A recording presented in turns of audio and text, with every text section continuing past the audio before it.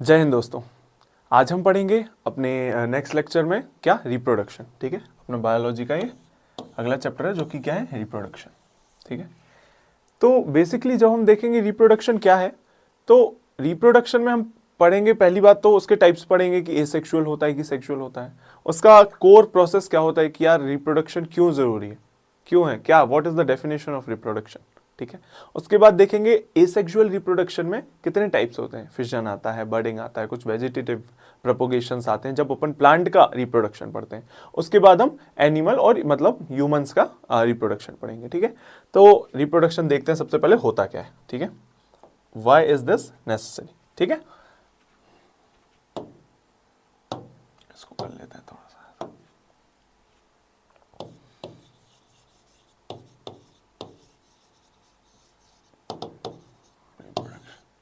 ठीक है, चलो सबसे पहले इसी का देख लेते हैं क्यों जरूरी है। तो क्या प्रोसेस होती है रिप्रोडक्शन की, जब हम प्रोसेस पढ़ेंगे तो एक प्रोसेस है, process by which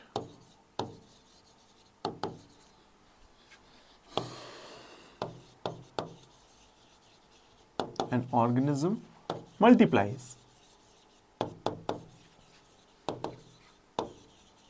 and gives birth to another living organism.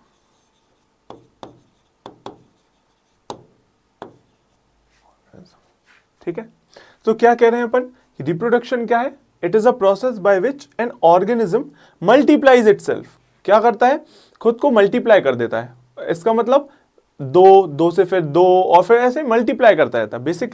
Basically वो एक से दो से तीन ऐसे ऐसे मल्टीप्लाई करता रहता है। फिर and gives birth to another living organism, क्या करता है और बर्थ देता है वो किसी लिविंग ऑर्गेनिज्म को। तो ये है आपकी डेफिनेशन ऑफ रिप्रोडक्शन। ठीक है, क्या हो रहा है, ऑर्गेनिज्म मल्टीप्लाई कर रहा है और बर्थ दे रहा है एक और लिविंग ऑर्गेनिज्म को। आया इतना बात समझ में? चलो अब नेक्स्ट देखते हैं अपना क्या है। मेन टाइप्स ही हो गए यहां पे, कोई बात नहीं, अपन एक और स्लाइड ऐड कर लेते हैं। पर्पस क्या है। ठीक है, अब बताओ रिप्रोडक्शन की जरूरत क्यों पड़ी, कि रिप्रोडक्शन करना क्यों है। ठीक है, पहली बात तो क्या, रेस को आगे बढ़ाने। ठीक है, रेस को आगे बढ़ाने। भाई हम ह्यूमंस हैं, अगर हम ह्यूमंस रिप्रोडक्शन करना बंद कर दें तो एक समय ऐसा आएगा जब सारे ह्यूमंस एक्सटिंक्ट हो जाएंगे। राइट, अगर एक बंदर है, समझो एक कपल है। ठीक है, एक मेल बंदर है और एक फीमेल है। ठीक है, तो अगर ये लोग रिप्रोडक्शन नहीं करेंगे तो ये लोग तो अपना लास्ट जनरेशन हुए ना, फिर खत्म हो जाएगी, बंदर की प्रजाति ही नहीं आएगी कोई। समझ में आ रहा है? तो भाई अगर उस रेस को आपको आगे बढ़ाना है, कंटिन्यूएशन चाहिए इस रेस का, तो इसका आपको रिप्रोडक्शन इज अ प्रोसेस जो आपको करना पड़ेगा। ठीक है, तो एक ये आपका पर्पस हो गया। आई इतनी बात समझ में? दूसरा पर्पस क्या होता है अपना, दूसरा पर्पस मेंटेनिंग डाइवर्सिटी। क्या होता है, मेंटेनिंग डाइवर्सिटी। इसका मतलब क्या हो गया, भाई हमें डाइवर्सिटी भी तो चाहिए। कैसी डाइवर्सिटी, ह्यूमंस में ही देख लो तो हम इंडियंस अलग दिखते हैं, अमेरिकन अलग दिखते हैं, अफ्रीकन अलग दिखते हैं। भाई कुछ काम अफ्रीकन हमसे ज्यादा अच्छे से कर सकते हैं। फॉर एग्जाम्पल भाई उनका जो बॉडी मसल होता है ना, वो बहुत ज्यादा अपन से कई फारफेच्ड, थोड़ा हाई लेवल पे रहता है। ठीक है, तो मे बी वो मस्कुलर काम ज्यादा कर सकते हैं अपन से। ठीक है, जो एशियंस होते हैं, ऐसी एक थ्योरी भी दी गई थी, ऐसी थ्योरी दी गई थी क्या, सॉरी, एक ऐसी थ्योरी दी गई थी क्या, जो विंटर्स या फिर समझ लो जो आपके नॉर्थ साइड रहते हैं ना लोग, नॉर्थ साइड या फिर विंटर सीजन जहां पे बहुत प्रोमिनेंट रहता है, विंटर्स जहां पे विंटर सीजन बहुत प्रोमिनेंट रहता है, वो लोग क्या, वो लोग करेजियस, ठीक है, मस्कुलर, थोड़े करेजियस होते हैं, मस्कुलर होते हैं, जो कि नॉर्थ साइड ऑफ विंटर्स में रहते हैं। अपने इंडिया की बात नहीं कर रहा हूं, वहां की बात कर रहा हूं, अमेरिका में हो गए, रशिया में हो गए, ये लोग क्या है, थोड़े नॉर्थ साइड में विंटर्स में थोड़े करेजियस रहते हैं, मस्कुलर रहते हैं। जबकि अगर अपन साउथ देखें, थोड़ा साउथ साइड को आ जाएं, जहां पे थोड़ा समर प्रोमिनेंट रहती है, वहां पे कैसे होते हैं, वाइस पैदा होते हैं मैन, मतलब इंटेलिजेंट वाइस मैन पैदा होते हैं। थोड़ा समझ रहे हैं आप, अंतर देख रहे हो, जो विंटर्स में थोड़े, तो ये थ्योरी दी गई थी, बहुत से सोशियोलॉजिस्ट थे, उन्होंने ये थ्योरी दी गई। तो मैं इससे क्या बताना चाह रहा हूं, इससे बताना चाह रहा हूं कि एक डाइवर्सिटी मिलती है आपको, अगर आप रिप्रोड्यूस नहीं करोगे तो डाइवर्सिटी नहीं मिलेगी, ठीक है। ऐसा कहते भी हैं कि यार ये जो, जैसे कभी किसी के यहाँ कोई बच्चा होता है, ठीक है, वो बहुत आगे निकल जाता है, ठीक है, वो शायद ब्रेन से बहुत ज्यादा स्ट्रांग होता है अपने माँ बाप के कंपैरिजन में, तो क्या कहते हैं कि भाई ये तो देखो कितना बढ़िया आगे निकल गया। तो कैसे निकल गया भाई, डाइवर्सिटी आई उसमें, ठीक है, मम्मी पापा से अलग गया वो, ठीक है, अलग, उसकी एक ब्रेन का डेवलपमेंट अलग हुआ, और अगर रिप्रोड्यूस नहीं करते तो इतनी बढ़िया हस्ती नहीं आती जीवन में, राइट।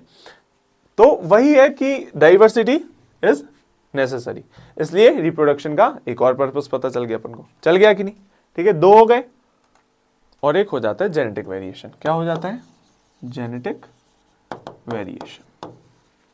इसका मतलब क्या हो गया भाई, वही बात हो रही है कि एक जेनेटिक देखो, मेंटेनिंग डाइवर्सिटी और वेरिएशन में ज्यादा अंतर नहीं है, ठीक है, जो वेरिएशन है जेनेटिक लेवल पे वेरिएशंस मिल जाते हैं। फॉर एग्जांपल कैसे, अगर एक बात बताओ, आपकी शादी अगर होती है किसी लड़की से जिसके पास ब्लू आईज है, ठीक है, जिसके पास ब्लू आईज है या फिर ग्रीन कलर की आईज है, ठीक है, जो कि जनरली रशिया या फिर अमेरिका इस साइड होती है, ठीक है, नॉर्थ साइड होती है, तो अगर ऐसी कोई लड़की से हो जाती है तो आपके बच्चों में क्या आ जाता है, आपके बच्चे में भी वो जीन आ सकता है, कौन से, समझो ब्लू आईज का जीन आ गया, ठीक है। तो अब ये आपकी डाइवर्सिटी मिल गई, आपको एक वेरिएशन मिल गया, जेनेटिक वेरिएशन मिल गया एक अलग, कि भाई हमारी फैमिली में तो आज तक किसी के पास ब्लू आईज थी ही नहीं, एक नया कैरेक्टर आ गया, एक नया जीन आ गया, आपके फैमिली में इंट्रोड्यूस हो गया, समझ रहे हो। तो इसलिए कहते भी हैं कि शादी ना थोड़ा सा अलग उससे करना चाहिए, ठीक है। हाँ, अपने यहाँ थोड़ी मान्यताएं अलग हैं, अपने यहाँ ट्रेडिशंस अलग हैं, तो भले ही वो सपोर्टेड नहीं रहता, बट हाँ मतलब अगर हो सके, ठीक है। तो चलो आगे देखते हैं, अब अपन देखेंगे क्या टाइप्स ऑफ रिप्रोडक्शन। यहाँ पर स्पेलिंग ऑफ कोर्स थोड़ी सी मिसस्पेल हो गया था, रिप्रोडक्शन, ठीक है। अब टाइप्स ऑफ रिप्रोडक्शन में दो तरह की हैं, सेक्सुअल और एसेक्सुअल। एसेक्सुअल से समझ में क्या आ रहा हो, क्या आ रहा है भाई, कि पहली बात तो सेक्सुअल प्रोसेस नहीं है, इसका मतलब कि भाई दो मेल और फीमेल ऐसे इन्वॉल्व हो नहीं रहे होंगे इसमें। एसेक्सुअल में मेल और फीमेल का कोई रोल नहीं है यहाँ पे, एसेक्सुअल खुद सिंगल पेरेंट ही कर रहा है, सिंगल पेरेंट ही एक नया ऑफस्प्रिंग ला रहा है। देखो अब मैं जब भी शब्द यूज करूं ऑफस्प्रिंग का, डॉटर सेल का, ठीक है, और प्रोजेनी का, जेनरेशन का, तो इसका मतलब एक बार बता देता हूं, ठीक है। ऑफस्प्रिंग मतलब आने वाली जो संतान है, आपकी आने वाली जो संतान है, वो सब आपकी क्या हो गई, ऑफस्प्रिंग, ठीक है। डॉटर सेल क्या होता है, समझो एक ये पेरेंट है, समझो एक ये कोई पेरेंट है, उससे निकला ये दो सेल, मतलब अब ये दो बच्चे निकले उससे, ये दो सेल निकले, तो ये दो सेल क्या हो गए, डॉटर सेल हो गए उसके। अब सर कहना सन सेल क्यों नहीं कहते हैं, नहीं कहते हैं बस, ठीक है, बायोलॉजी में अब सन सेल क्या हो गया भाई, कहीं तो फेमिनिज्म रहने दो, ठीक है, यहां पे डॉटर सेल चल जाने दो, ठीक है। चलो प्रोजेनी देख लो, प्रोजेनी का मतलब भी ऑफस्प्रिंग ही होता है, ये सेम है, ठीक है, मतलब संतान, आगे वाली संतान, और जनरेशन तो आपको पता ही है भाई, एक जनरेशन से दूसरे जनरेशन से तीसरे जनरेशन, राइट। चलो अब चलते हैं अपन मेन अपने टाइप्स ऑफ रिप्रोडक्शन पे। सबसे पहले हम क्या पढ़ेंगे, एसेक्सुअल रिप्रोडक्शन, ठीक है, यहां लिख लेते हैं अपन asexual,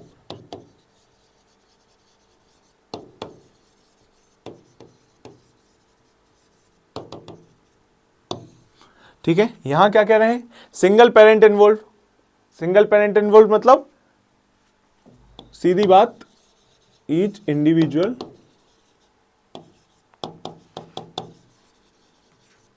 can reproduce, can be divided,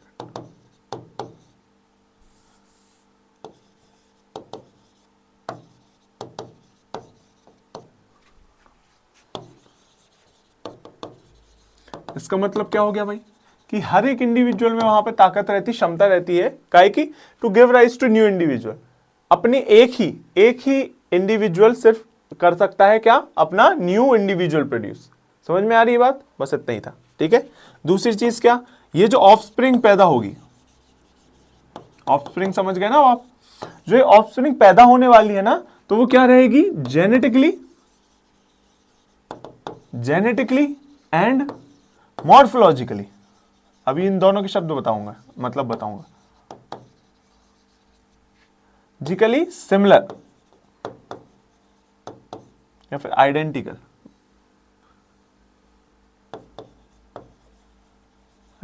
अभी ये भी बताऊंगा कि यहां पे सिमिलर क्यों नहीं लिखा।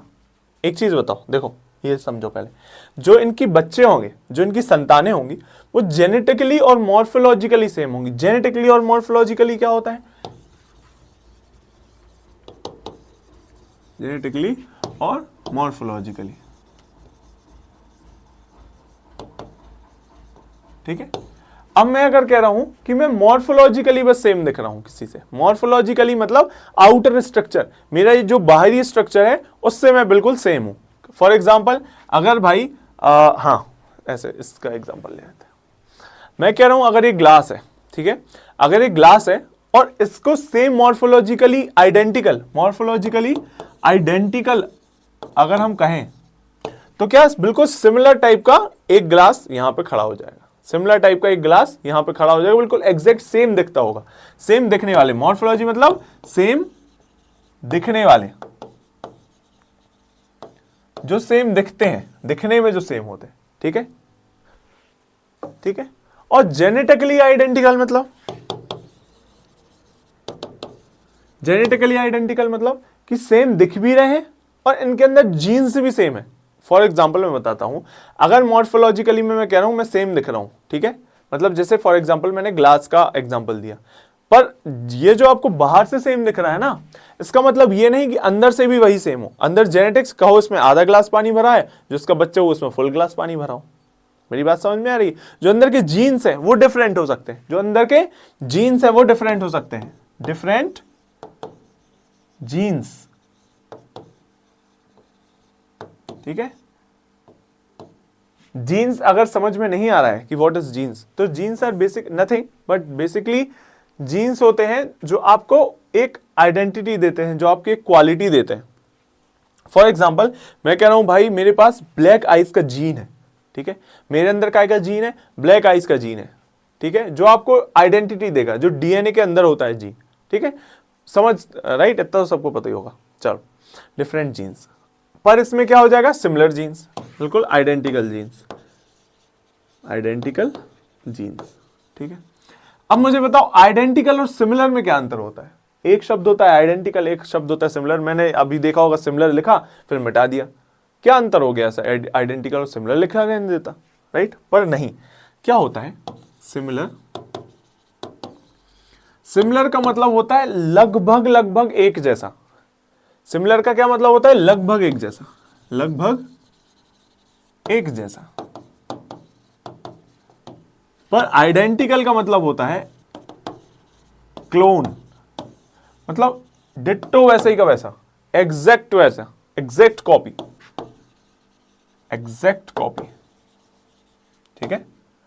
ठीक है। तो ये अंतर होता है। इसलिए भाई ये क्या होता है, जो उनके बच्चे होते हैं किनके भाई, यहां जो एसेक्सुअल रिप्रोडक्शन हो रहा है, ऑफस्प्रिंग उनके क्लोन्स होते हैं, clones genetically identical, morphologically identical, ठीक है, तो क्लोन्स होते हैं। आई समझ में बात? चलो, नो गैमेट्स फ्यूजन और वेरिएशन, रैपिड मल्टीप्लिकेशन। क्या कह रहे हैं, कोई गैमीट्स नहीं चाहिए। गैमीट्स क्या होता है भाई, गैमीट्स क्या होता है भैया, गैमीट्स क्या हो गए, स्पर्म्स हो गए, ठीक है, और ओवरी हो गया, एग्स हो गए, सॉरी ओवरी लिख दो, कोई एक ही बात, ओवम, ठीक है। तो स्पर्म, ओवम, ये सब क्या होते हैं, ये गैमीट्स होते हैं, ठीक है। ऐसे ही अपन प्लांट के केस में देखेंगे ना, तो फिर पॉलेंस मिल जाएंगे, तो ये सब गैमीट्स कोई इन्वॉल्व नहीं होते, ठीक है। ये सिंगल पेरेंट है जो क्या कर रहा है, इंडिविजुअल पैदा कर रहा है, ठीक है। उसके बाद रैपिड मल्टीप्लिकेशन, ठीक है। यहां पर देखना कोई वेरिएशन भी नहीं आ रहा है, कोई वेरिएशन नहीं, क्यों, क्योंकि भाई मैंने अभी एग्जांपल दिया ना, ग्लास है तो ग्लास ही पैदा हो गया है, कोई वेरिएशन नहीं आ रहा है। समझ में आ रही बात? अगर एक ग्लास था तो वो भी एक ग्लास ही बना के दे रहा है, तो उसमें क्या ही वेरिएशन आएगा। अब क्या कह रहे हैं, रैपिड मल्टीप्लीकेशन। भाई कोई लंबी प्रोसेस तो है नहीं, ठीक है, तो रैपिड मल्टीप्लाई होंगे, जल्दी जल्दी। ये वाली प्रोसेस जो है पूरा एसेक्सुअल रिप्रोडक्शन, ये बहुत जल्दी जल्दी होगा। रैपिड मतलब जल्दी मल्टीप्लाई, ठीक है, जल्दी मल्टीप्लाई करेंगे। इतनी बात समझ में आई? एसेक्सुअल समझ में आया अभी अपन को? आया? चलो फिर आगे बढ़ते। एग्जाम्पल्स रख लो भाई इसके। एग्जाम्पल जनरली ये माइक्रो ऑर्गेनिजम्स में होता है। कहाँ? Micro organisms. माइक्रो ऑर्गेनिजम्स, ठीक है। फॉर एग्जाम्पल बैक्टीरियाज हो गए, ठीक है, ये अपने वायरसेस हो गए, प्रोटिस्टा हो गए, इन सब में ये सब होता है। चलो अब देखते हैं अपन क्या, पहले इसके टाइप्स देख लेते हैं, काम करते हैं। एसेक्सुअल के टाइप देखते हैं पहले, फिर आएंगे सेक्सुअल पे। हाँ, एसेक्सुअल के टाइप देखते हैं। सबसे पहला है फिशन। सबसे पहला क्या है? फिशन। देखो, रिप्रोडक्शन मोड्स एंड एग्जांपल, ठीक है। सबसे पहले अपन क्या देखेंगे भाई? फिशन देख लेते हैं। फिशन के नाम से क्या समझ में आ रहा है भाई अपन को? ठीक है, तो इसमें देखेंगे क्या, सबसे पहले बाइनरी देख लेते हैं। फिशन में होता क्या है? फिशन से, नाम से क्या पता चल रहा है? देखो, जब भी आपने न्यूक्लियर फिशन टाइप की कोई चीज सुनी होगी, न्यूक्लियर फिशन में क्या होता है, दो चीजें अलग होती, राइट? एक थी, फिर उससे दो बन गई। फिजन का मतलब बेसिकली यही होता है, फिजन। और फ्यूजन का मतलब दो से एक मिल जाना, फ्यूज हो जाना। और फिजन मतलब अलग हो जाना, ठीक है। तो फिजन मतलब अलग हो जाएंगे भाई, एक से दो बन जाएंगे बेसिकली, ठीक, एक से दो बन जाएंगे। आई, तो इसमें फिजन में होगा क्या? फिजन में कुछ नहीं भाई, cell divides into two halves. क्या होगा? जो सेल है it divides into two halves, two halves and multiplies, halves and multiplies। क्या हो रहा है सर? ये क्या हो गया? एक सेल था, वो दो में डिवाइड होगा और मल्टीप्लाई हो जाएगा। कैसे मल्टीप्लाई हो जाएगा? पहली बात, प्रोमिनेंट काय में रहता है? सबसे ज्यादा ये यूनिसेल्यूलस में होता है। एग्जाम्पल क्या है इनके? यूनिसेल्यूलर ऑर्गेनिजम्स, जो वन सेल से बने होते हैं, एक सेल के ही ऑर्गेनिज्म होते हैं, यूनिसेल्यूलर ऑर्गेनिजम्स, ठीक है। एग्जाम्पल और डिटेल में जाएंगे अभी एग्जाम्पल्स के, ठीक है। अभी देख लेते हैं भाई, पहला वाला जो देखते हैं अपन, वो देखते हैं बाइनरी फिशन। अलग से देख लेते हैं अलग। इसमें क्या कह रहे हैं? देखो, बाइनरी फिशन में इसमें क्या कह रहे हैं? एक सेल से सिर्फ दो ही बनेंगे डॉटर सेल। क्या कह रहे हैं? एक सेल डिवाइड होगा दो में और सिर्फ दो ही बनेंगे, ठीक है। Example amoeba, लीशमानिया। देखो एक चीज यहां नोटिस कर लेना, यहां पे एंटमीबा एक आता है, एंटमीबा एग्जाम्पल होता है इसका, ठीक है। और लीशमानिया क्या कॉज करता है? कालाजर। याद रखना भाई, लीशमानिया क्या कॉज करता है? कालाजर। ये आ जाता है, इंपॉर्टेंट है, ठीक है। तो ये दो एग्जाम्पल इसके हैं। इसका मतलब सर हो क्या रहा है? समझो एक ये अमीबा है, ठीक है, ये एक अमीबा, ये उसका न्यूक्लियस है, ठीक है। सबसे पहले क्या होगा? सबसे पहले ये जो सेल है ना, इसका न्यूक्लियस डिवाइड करेगा, ठीक है। क्या करता है? इसका न्यूक्लियस डिवाइड करता है, ठीक है। तो ऐसा बन जाएगा, ठीक है, एक से दो न्यूक्लियस बन जाएंगे। उसके बाद क्या होगा? उसके बाद ये सेपरेट होने लगेंगे और एक टाइम पे अलग हो जाएंगे। बस ये होता है बेसिकली। पहले न्यूक्लियस सेपरेट होगा, फिर साइटोप्लाज्म सेपरेट होगा। पहले क्या होगा? न्यूक्लियस सेपरेट, न्यूक्लियस हुआ divide, then cytoplasm divide, then cytoplasm divide. आया समझ में? Nucleus divide then cytoplasm divide आया। तो बाइनरी फिशन समझ में आ गया कि भाई एक सेल बेसिकली दो में डिवाइड हो जाएगा, ठीक है। अब देखते हैं मल्टीपल। मल्टीपल में क्या होगा? एक सेल मैनी सेल में डिवाइड हो जाएगा, बहुत सारे प्रोजेनिस बना देगा अपनी, बहुत सारे डॉटर सेल्स बना देगा अपने। आ रही बात समझ में? क्या करेगा? एक सेल बहुत सारे डॉटर सेल्स बना देगा। कैसे बना देगा? जैसे वहां पे क्या हो रहा था? एक न्यूक्लियस तो था, एक न्यूक्लियस से दो न्यूक्लियस डिवाइड हो रहे थे। यहां पे एक न्यूक्लियस से बहुत सारे न्यूक्लियस बन जाएंगे, बहुत सारे न्यूक्लियस बन जाएंगे। फिर एक टाइम आएगा जब सारे साइटोप्लाज्म अलग अलग अपना अपना पकड़ लेंगे, एक एक न्यूक्लियस पकड़ लेंगे, उसमें बहुत सारे ऑर्गेनिजम्स बना देगा, ठीक है। तो मल्टीपल कहते हैं इसको, मल्टीपल। Example Plasmodium. प्लाज्मोडियम जो मलेरिया कॉजिंग है, कौन सा पर्टिकुलर नाम लिख देता हूं भाई, प्लाज्मोडियम वाइवेक्स, वाइवेक्स, ठीक है, यही कॉज करता है मलेरिया, ठीक है, मलेरिया का पैरासाइट है ये, याद रखना, ठीक है, मलेरिया का क्या है, पैरासाइट। अब याद रहेगा क्या सर कि बाइनरी में एक सेल डिवाइड होगा और मल्टीपल में दो सेल, मतलब मैनी सेल। देखो प्लाज्मोडियम का स्ट्रक्चर ऐसा रहता है,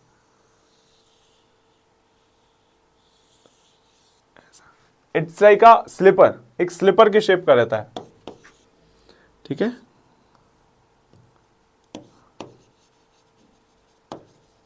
चलो चलो, तो ये क्या करेगा, समझो एक सेल है, ठीक है, फिर लेटर ऑन उसमें वो डिवाइड करेगा, डिवाइड करेगा, बहुत सारी सेल आ जाएंगे उसमें, बहुत सारे सेल्स आ गए, बहुत सारे सेल्स आ गए, बहुत सारे न्यूक्लियस आ गए, सॉरी सेल नहीं, बहुत सारे न्यूक्लियस आ गए। फिर अल्टीमेटली क्या होगा, एक एक न्यूक्लियस अपनी अपनी जगह चला जाएगा, ये साइटोप्लाज्म ले लेगा, ये भी साइटोप्लाज्म, इनके around around around around cytoplasm आने लगेगा, और फिर धीरे धीरे एक एक में डिवाइड हो जाएंगे, एक एक में ऐसे ऐसे डिवाइड हो जाएंगे, ठीक है, एक एक में डिवाइड हो जाएंगे। आई बात समझ में, ये होगा कुछ नहीं मल्टीपल। अपन को मेन क्या याद रखना है इसमें, जैसे कि आपको पता है भाई अपन क्रिस्प पढ़ रहे हैं, ठीक है, तो आपको याद क्या रखने का है material, amoeba, लीशमानिया, example of binary fission, ठीक है, मल्टीपल फिशन के एग्जांपल प्लाज्मोडियम, ये है आपको जो याद रखना है। चलो अब आ जाते हैं अपन दूसरा टॉपिक अपना क्या है, फ्रेगमेंटेशन एंड रीजनरेशन, ठीक है। तो बेसिकली यहां होगा क्या, फ्रेगमेंटेशन में breaking into pieces each growing into a new organism, बस यही है। क्या होगा समझो, फ्रेगमेंटेशन में क्या होगा, ईच पीस डिवाइड्स, समझो समझो ये एग्जांपल लो, स्पाइरोगायरा का एग्जांपल, ठीक है,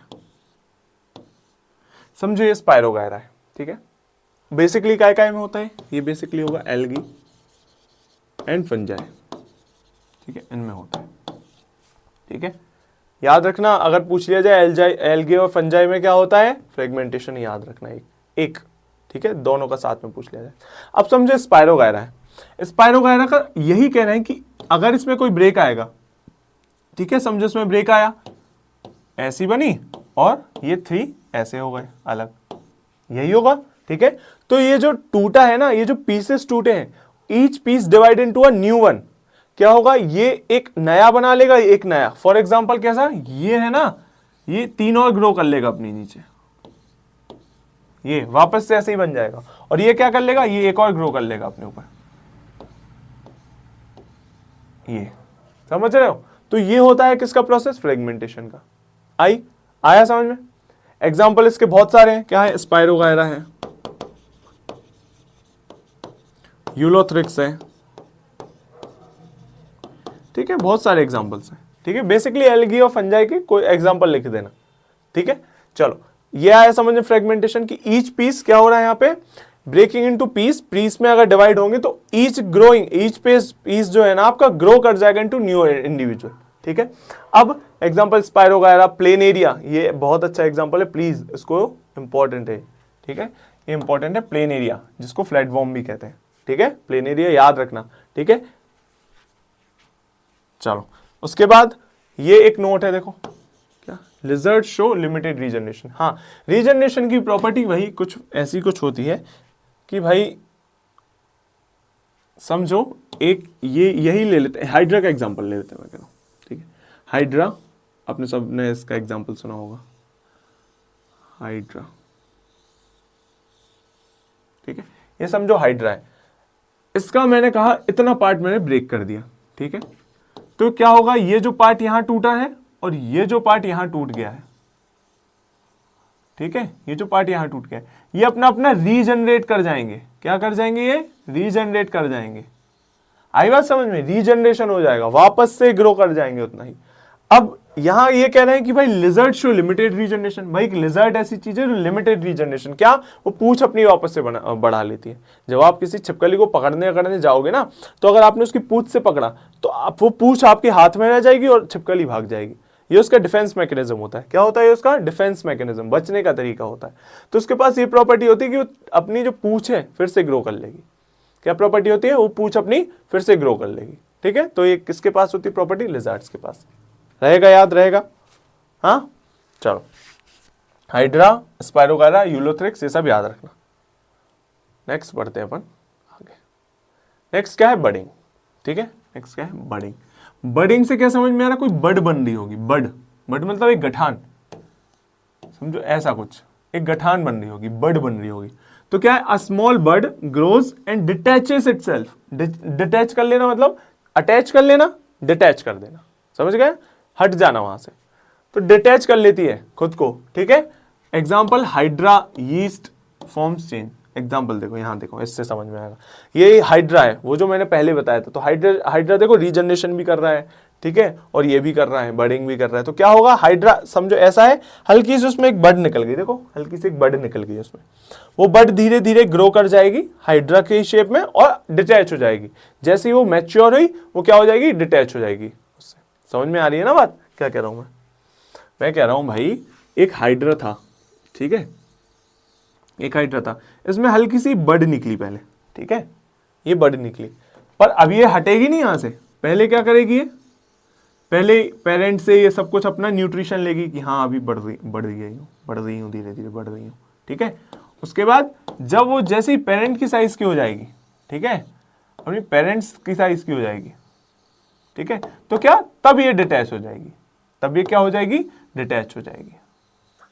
बस आई बात समझ में। तो दो हाइड्रा बन गए बेसिकली अब, एक तो पेरेंट और एक उसका डॉटर। आया इतना समझ में। एग्जाम्पल याद रहेगा, हाइड्रा और ईस्ट, ये दो बहुत इंपॉर्टेंट है, ठीक है। चलो आगे बढ़ते हैं। स्पोर फॉर्मेशन, स्पोर फॉर्मेशन देखेंगे अपन नेक्स्ट। चलो देखते हो। तो बेसिकली इसमें क्या होगा, स्पोर फॉर्मेशन में क्या होगा, स्पोर्स बनेंगे। स्पोर फॉर्मेशन में स्पोर बन रहे होंगे, कैसे कि tiny spores in a sporangium. Sporangium example दे रहे हैं, ठीक है, स्पोरेंजियम, ये जो है ना, इसको स्पोरेंजियम कह रहे हैं, ठीक है, इसको क्या कह रहे हैं, स्पोरेंजियम, ठीक है। तो इसके अंदर बहुत सारे स्पोर्स बन जाएंगे, ये डिस्पर्स टू ग्रो। क्या होता है बेसिकली, मैं सीधी बात आपको बता देता हूं कि समझो, ये आपका स्पोरेंजियम है, यहां पे बहुत सारे स्पोर्स बन जाएंगे, ठीक है। ये स्पोर्स बनते क्यों हैं बेसिकली ना, तुमको जब स्पोर फॉर्मेशन देखोगे तो ये दिखेंगे आपको अनफेवरेबल कंडीशन में। अनफेवरेबल कंडीशन, अनफेवरेबल कंडीशन क्या होती है, समझो मैं हूं तो मेरे लिए अनफेवरेबल कंडीशन क्या हो जाएगी कि यार बहुत ज्यादा ठंड हो गई एकदम से, या फिर बहुत ज्यादा बिल्कुल धूप बिल्कुल सर पे ही, तो वो मेरे लिए क्या हो जाएगी, एक अनफेवरेबल कंडीशन, ठीक है। मुझे चाहिए फेवरेबल कंडीशन, मुझे ग्रो अगर करना है तो मुझे एक फेवरेबल कंडीशन चाहिए, समझ रहे हो। तो ऐसी सेम प्लांट को अगर ग्रो करना है, किसी को भी ग्रो करना है, तो भाई उसको फेवरेबल कंडीशन चाहिए रहती है कि भाई हमें अच्छे से रखो, हमें अच्छे से खान पियन मिले, तो हम अच्छे से ग्रो कर पाएंगे। जब इसकी ऐसी सिचुएशन आ जाती है, फॉर एग्जांपल अनफेवरेबल कंडीशन मतलब ड्रॉट आ गई, सूखा पड़ गया कहीं पे, है ना, तो इसको पानी नहीं है, कुछ उगने है नहीं, ठीक है, न्यूट्रिशन कहां से ले गए, तो क्या होगा भाई, ये जो स्पोरेंजियम है, ये स्पोर्स, इसके अंदर स्पोर्स बन जाएंगे और हवा के द्वारा, ठीक है, ये भी है समझो। तो क्या होता है, हवा है समझो, हवा आई, इसने इसमें मारा, ठीक है, इसमें मारा, ये बस्ट हुए स्पोर्स आपके मिट्टी में आ गए, आपके सॉइल में स्पोर्स आ गए, ठीक है। अब ये स्पोर्स जब तक नहीं फटेंगे, जब तक इनको फेवरेबल कंडीशन नहीं मिल जाए। जैसे ही इनको पानी वानी मिलेगा, फेवरेबल कंडीशन मिलेगी, ये स्पोर्स बस्ट होंगे और फिर इसके बाद एक प्लांट ग्रो कर देंगे फिर से। आई बात समझ में, ये फिर से दूसरा प्लांट ग्रो कर देंगे। तो स्पोरेंजियम बेसिकली अनफेवरेबल कंडीशन और फेवरेबल कंडीशन के अकॉर्डिंगली है, ठीक है। अब देख लो यहाँ पे एग्जांपल देख लो भाई, राइजोपस सबसे बढ़िया एग्जांपल है, ब्रेड मोल्ड भी कहते हैं। जब आप बहुत दिनों तक अपनी ब्रेड ऐसे खुले में छोड़ देते हो ना, तो उसके ऊपर एक मोल्ड लग जाता है, कौन सा होता है, राइजोपस ही होता है, राइजोपस ब्रेड मोल्ड कहा जाता है, ठीक है। एग्जाम्पल ये देखो, स्पोरेंजियम, इसको स्पोरेंजियम कह रहे हैं, स्पोर्स, फूड सोर्स, हाइफे, ये सब आपको नहीं याद क्या रखना है, बस जो मैं बताया। अनफेवरेबल कंडीशंस में स्पोरेंजियम जो स्पोर्स हैं वो नहीं ग्रो करेंगे, पर वो अंदर हैं, ठीक है। ये कब होता है स्पोर फॉर्मेशन, जब अनफेवरेबल कंडीशन हो, ठीक है। जैसे ही हवा चलती है, या फिर देखो कुछ होते हैं मोटाइल, कुछ होते हैं नॉन मोटाइल, कुछ होते हैं मोटाइल मतलब चल सकते हैं जो, ठीक है, जिनमें खुद चलने की वो है कैपेबिलिटी। कुछ होते हैं नॉन मोटाइल वाले यहाँ एग्जाम्पल दे दिया है, ठीक है। क्या होगा, हवा इनको ले जाएगी, हवा अपने साथ बहा के कहीं ले गई, ठीक है, सॉइल में मिल गए समझे, ठीक है। अब वहां पानी नहीं है अभी तक, तो वैसे ही के वैसे ही रहेंगे स्पोर्स, ऐसे के ऐसे ही पड़े रहेंगे। जैसे उनको फेवरेबल कंडीशन मिलती है ये स्पोर्स बस्ट होंगे और एक प्लांट बना लेंगे, आया, लाइक सीड्स, ठीक है। चलो आगे देखते हैं। अब आ जाता है अपना बहुत इंपॉर्टेंट टॉपिक वेजिटेटिव प्रोपोगेशन, ठीक है। इसका आगे है क्या, चलो देखते हैं। वेजिटेटिव प्रोपोगेशन किस में होगा भाई, प्लांट में होगा, प्लांट्स में, ठीक है। चलो ग्रोथ फ्रॉम रूट्स, स्टेम्स या लीव्स, क्या ग्रोथ यहां कहां से होगी, रूट्स से हो सकती है, स्टेम्स से भी हो सकती है और लीव्स से भी हो सकती है, इसलिए इसको वेजिटेटिव प्रोपोगेशन कहा जाता है कि भाई पौधे का जो शरीर है, रूट, स्टेम, लीव्स, इन्हीं से एक और प्लांट निकल जाएगा। आई रही बात समझ में, कैसे एग्जाम्पल देखेंगे पोटैटो का, ब्रायोफाइलम का, अभी अपन आगे एग्जाम्पल देखते हैं, ठीक है। सबसे पहले देखते हैं यहाँ पे नेचुरल मेथड, चलो पहले ये पढ़ लेते हैं, देखते हैं अपन आगे क्या कह रहे हैं। नेचुरल मेथड, सबसे पहले नेचुरल मेथड पढ़ेंगे, ठीक है, वेजिटेटिव प्रोपोगेशन के। क्या हो गया, सबसे पहला हो गया रनर या फिर स्टोलन्स। क्या होता है, स्टोलन्स एक टाइप होता है, एक पूरा समझ लो एक टर्म है जिसमें क्या अबव ग्राउंड स्टेम्स, या फिर बेसिकली मैं समझा देता हूँ यहाँ पे, समझो एक ये कोई भी प्लांट है, ठीक है, ये समझो कोई प्लांट है, ठीक है, ये कोई प्लांट है, इसकी एक स्टेम अबव द ग्राउंड, हल्का सा ये सॉइल है, समझिए यहाँ पे सॉइल है, ठीक है, ये इसकी रूट्स है, यहाँ पे इसका अभी भी स्टेम ऐसा जा रहा है, ठीक है, ये स्टेम ऐसा जाएगा, ठीक है। द मोमेंट ये किसी सॉइल से मिल जाएगा, यहाँ पे फिर से एक और सेम प्लांट उग जाएगा। आई बात समझ में। तो रनर्स ये होते हैं, रनर्स क्या हो रहे हैं, आपके अबव ग्राउंड स्टेम्स। देखो अबव ग्राउंड स्टेम से बन रहा है that produce new plant, above ground stem है जो आपका न्यू प्लांट बना रही है। एग्जांपल देख लो यहाँ पे, देखो ये देखो रनर आपको देख के आएगा, देखो ये रूट्स है, ये आपका दूसरा था, यहीं से स्टेम गई, ये स्टेम गई, ये स्टेम गई यहाँ पे, देखो ये वाली स्टेम ये जा रही है और फिर यहाँ पे ये देखो और पौधे हो गए, उसी स्टेम से पौधे हो गए। आ रही बात समझ। तो ये क्या होते हैं, रनर्स। तो स्टोलन्स एक पूरा लॉन्ग टर्म में, runner basically above the surface वाले होते हैं। जो स्टोलन होता है वो कभी कभी अंडर द सॉइल वाले भी हो जाते हैं, ठीक है। तो अपन को रनर याद रखना है, रनर के एग्जाम्पल से याद रखो। देखो अभी रनर के अपन एग्जाम्पल देख लेते हैं, यहाँ पे लिखा है क्या, स्ट्रॉबेरीज सबसे बढ़िया एग्जाम्पल जो स्ट्रॉबेरी है, और ग्रास, ठीक है। दो एग्जाम्पल अपन को याद रखने हैं, ठीक है। उसके बाद राइजोम या फिर ट्यूबर। देखो राइजोम क्या होगा, अभी रनर में क्या देखा भाई, रनर में भाई हमने देखा कि यार वो स्टेम अबव द ग्राउंड वो हो रही थी, क्या हो रही थी, बढ़ रही थी, तो उसी में ही न्यू प्लांट आ जाएंगे।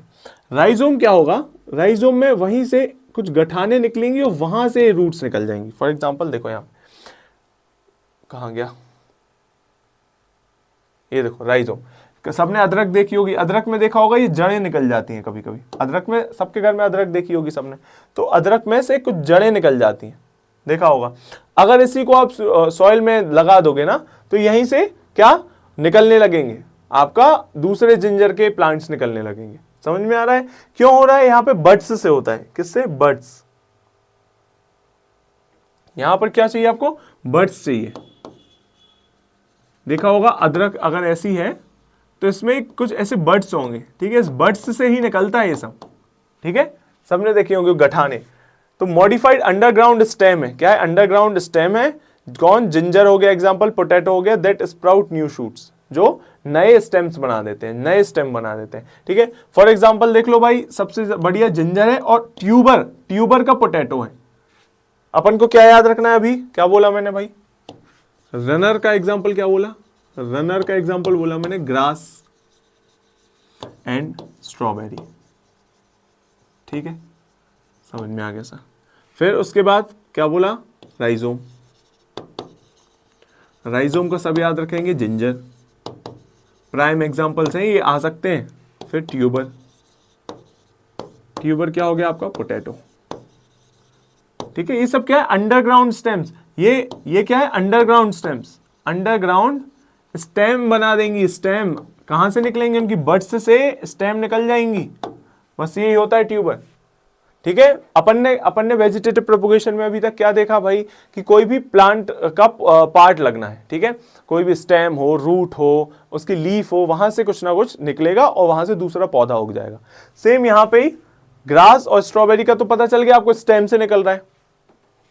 सेम जिंजर और पोटैटो की बड्स से क्या निकल जाएगा, एक और स्टेम निकल जाएगा। तो इनके स्टेम निकल रहे हैं, इधर से पौधे निकल रहे हैं, ठीक है। चलो आया समझ में इतना, नेक्स्ट बढ़ते हैं। नेक्स्ट क्या कह रहे हैं, बल्ब्स या कॉम्स। फॉर एग्जाम्पल देखो यहाँ इसकी डेफिनेशन देखो, अंडरग्राउंड स्टोरेज ऑर्गन्स रहते हैं। क्या है, अंडरग्राउंड स्टोरेज ऑर्गन। जैसे अनियन है तो भाई अंडरग्राउंड एक तरह से स्टोरेज क्या करती है, तुमने देखा होगा भाई, उसको ढाके है, जो बाहर की उसकी कवरिंग रहती है वो ढाके, एक एक पत्ती पे एक एक पत्ती, एक एक पे एक एक, एक एक पे एक एक, है ना। तो ये क्या है, स्टोरेज ऑर्गन्स रहते हैं। ये क्या है, storage organ. Example onions, tulips that form offsets, ठीक है। आई समझ में, एग्जाम्पल से आएगा समझ में। देखो बल्ब्स एंड कॉम्स का एग्जाम्पल देखते हैं यहाँ पे, बल्ब्स एंड कॉम्स। ये देखो बल्ब, अनियन, देखो एडवेंटिशियस रूट्स, ये रूट निकले, उसमें रूट निकले, यहां से एक्सिलरी बड है, देखो ये एक्सिलरी बड है, ठीक है, यहां पे ये बड है, ठीक है। यहां से क्या निकल जाएगा, रूट्स निकल जाएंगी कि भाई हम एक और पौधा पैदा कर रहे हैं, ठीक है। हाँ, यहां से क्या है, रूट्स निकल जाएंगी, ठीक है। और ये क्या लेते हैं, ये जो ये इनको मॉडिफाइड लीव्स कहते हैं। क्या है, लीव्स है, याद रखना है क्या है, मॉडिफाइड लीव्स, ठीक है। ये बल्ब, ये पूरा बल्ब कहलाता है, बल्ब पूरा गट्ठा जो कहलाता है वो बल्ब कहलाता है, ठीक है।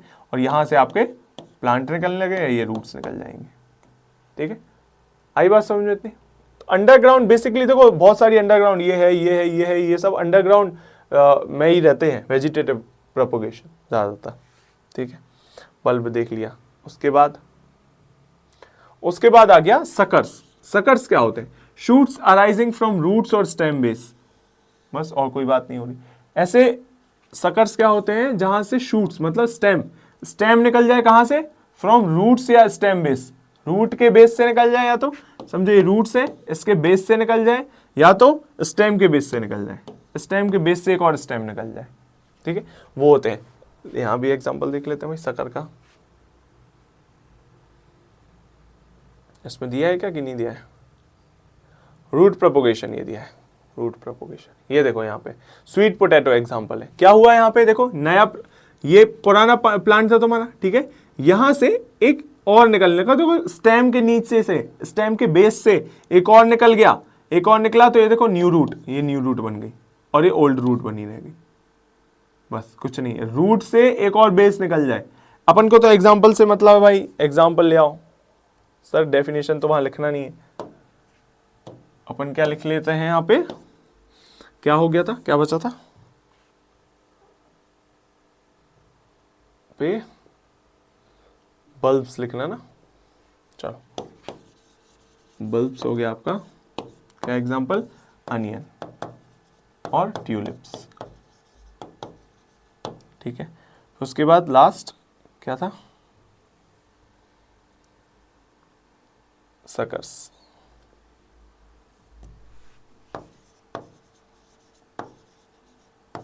एग्जाम्पल स्वीट पोटैटो,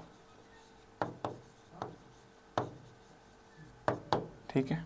चलो इतना आया समझ में, इतना आ गया। उसके बाद लीफ बड्स, भाई लीफ में से भी निकलते हैं, tiny plantlets growing on leaf edges, देखो समझो ये आपको पत्ता है, लीफ है, ठीक है, इसकी एज, ये जो एजेस रहती हैं, ये एजेस, ये एज है, ठीक है, ये पूरी क्या है, ये एज है, ठीक है। यहां से एक और ऐसा छोटा सा निकलने लगे, ऐसे ऐसे छोटा, समझ रहे हो, ऐसे इसकी एज पे से निकलने लगेगा, इसकी एज पे से प्लांटलेट्स निकलने लगेंगी, छोटी छोटी प्लांटलेट्स निकलने लगेंगी, क्या निकलेंगी, प्लांटलेट्स निकलने लगेंगी, सॉरी प्लांटलेट्स, थोड़े थोड़े छोटे छोटे पौधे टाइप्स, हल्के हल्के छोटे छोटे पौधे टाइप्स, हल्के हल्के छोटे छोटे पौधे टाइप्स, ये प्लांटलेट्स निकलने लगेंगी, बस और कुछ नहीं होता है। एग्जाम्पल ब्रायोफाइलम,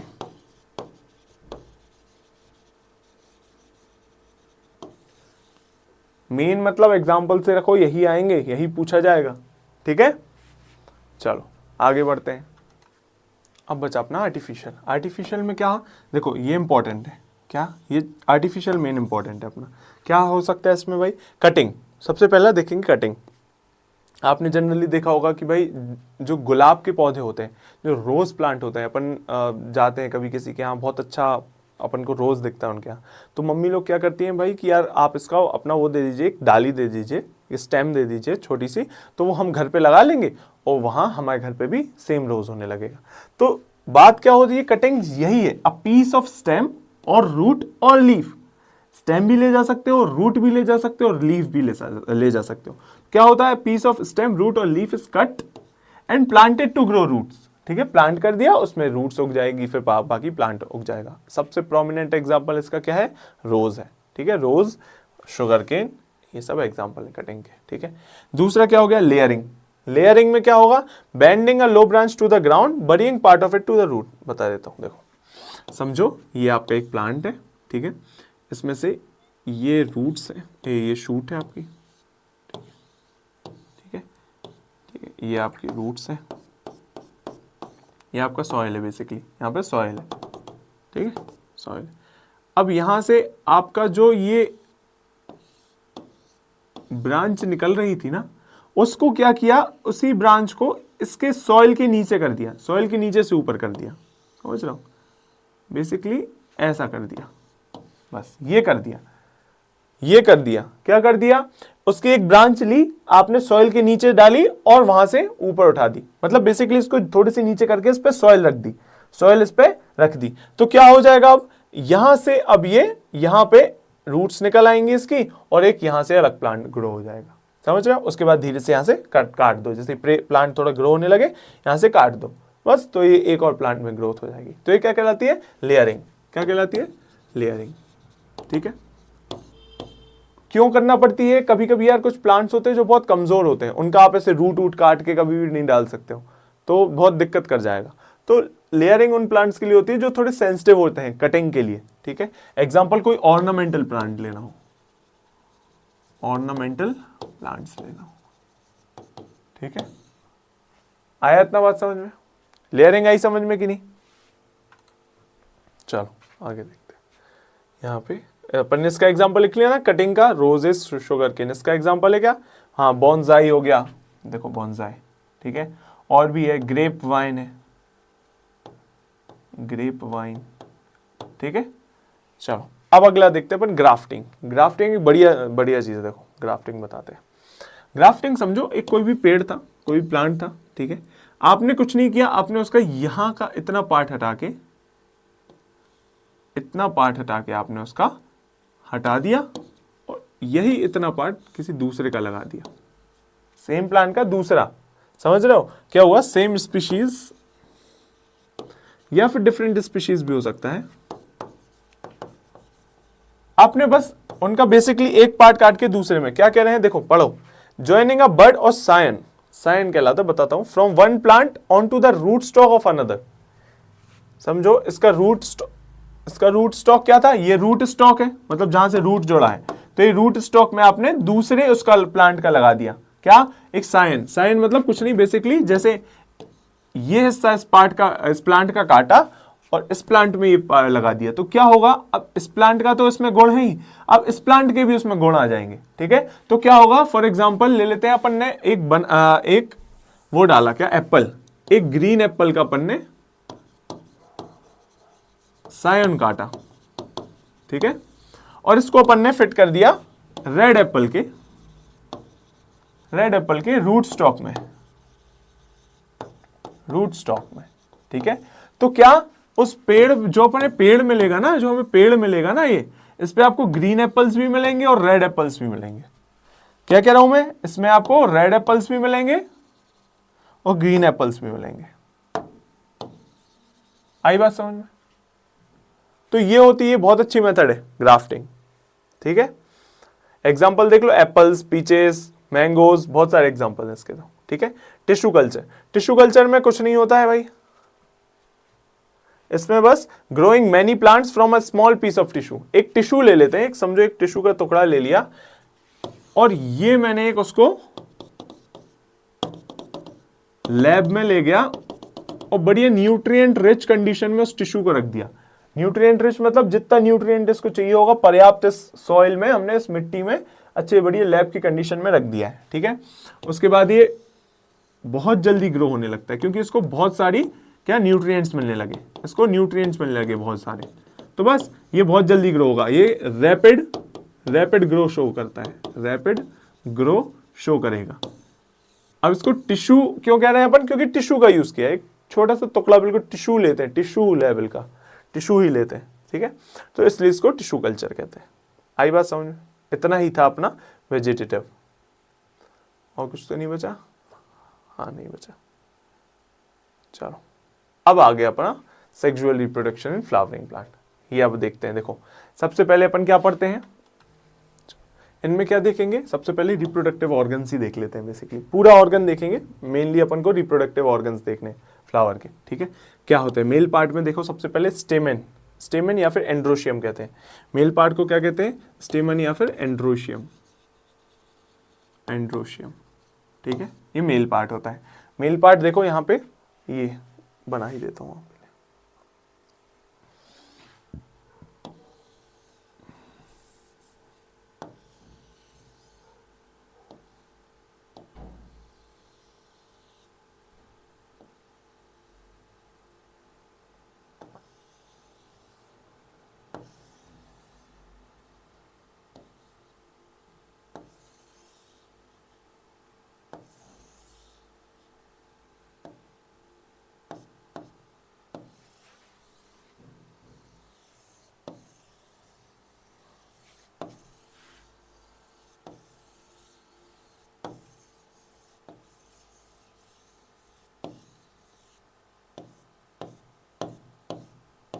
चलो यहाँ देखो फिल वाला ऑप्शन है क्या, समझते हैं कि ये मान लेते हैं कि ये येलो कलर के इसके पेटल्स हैं।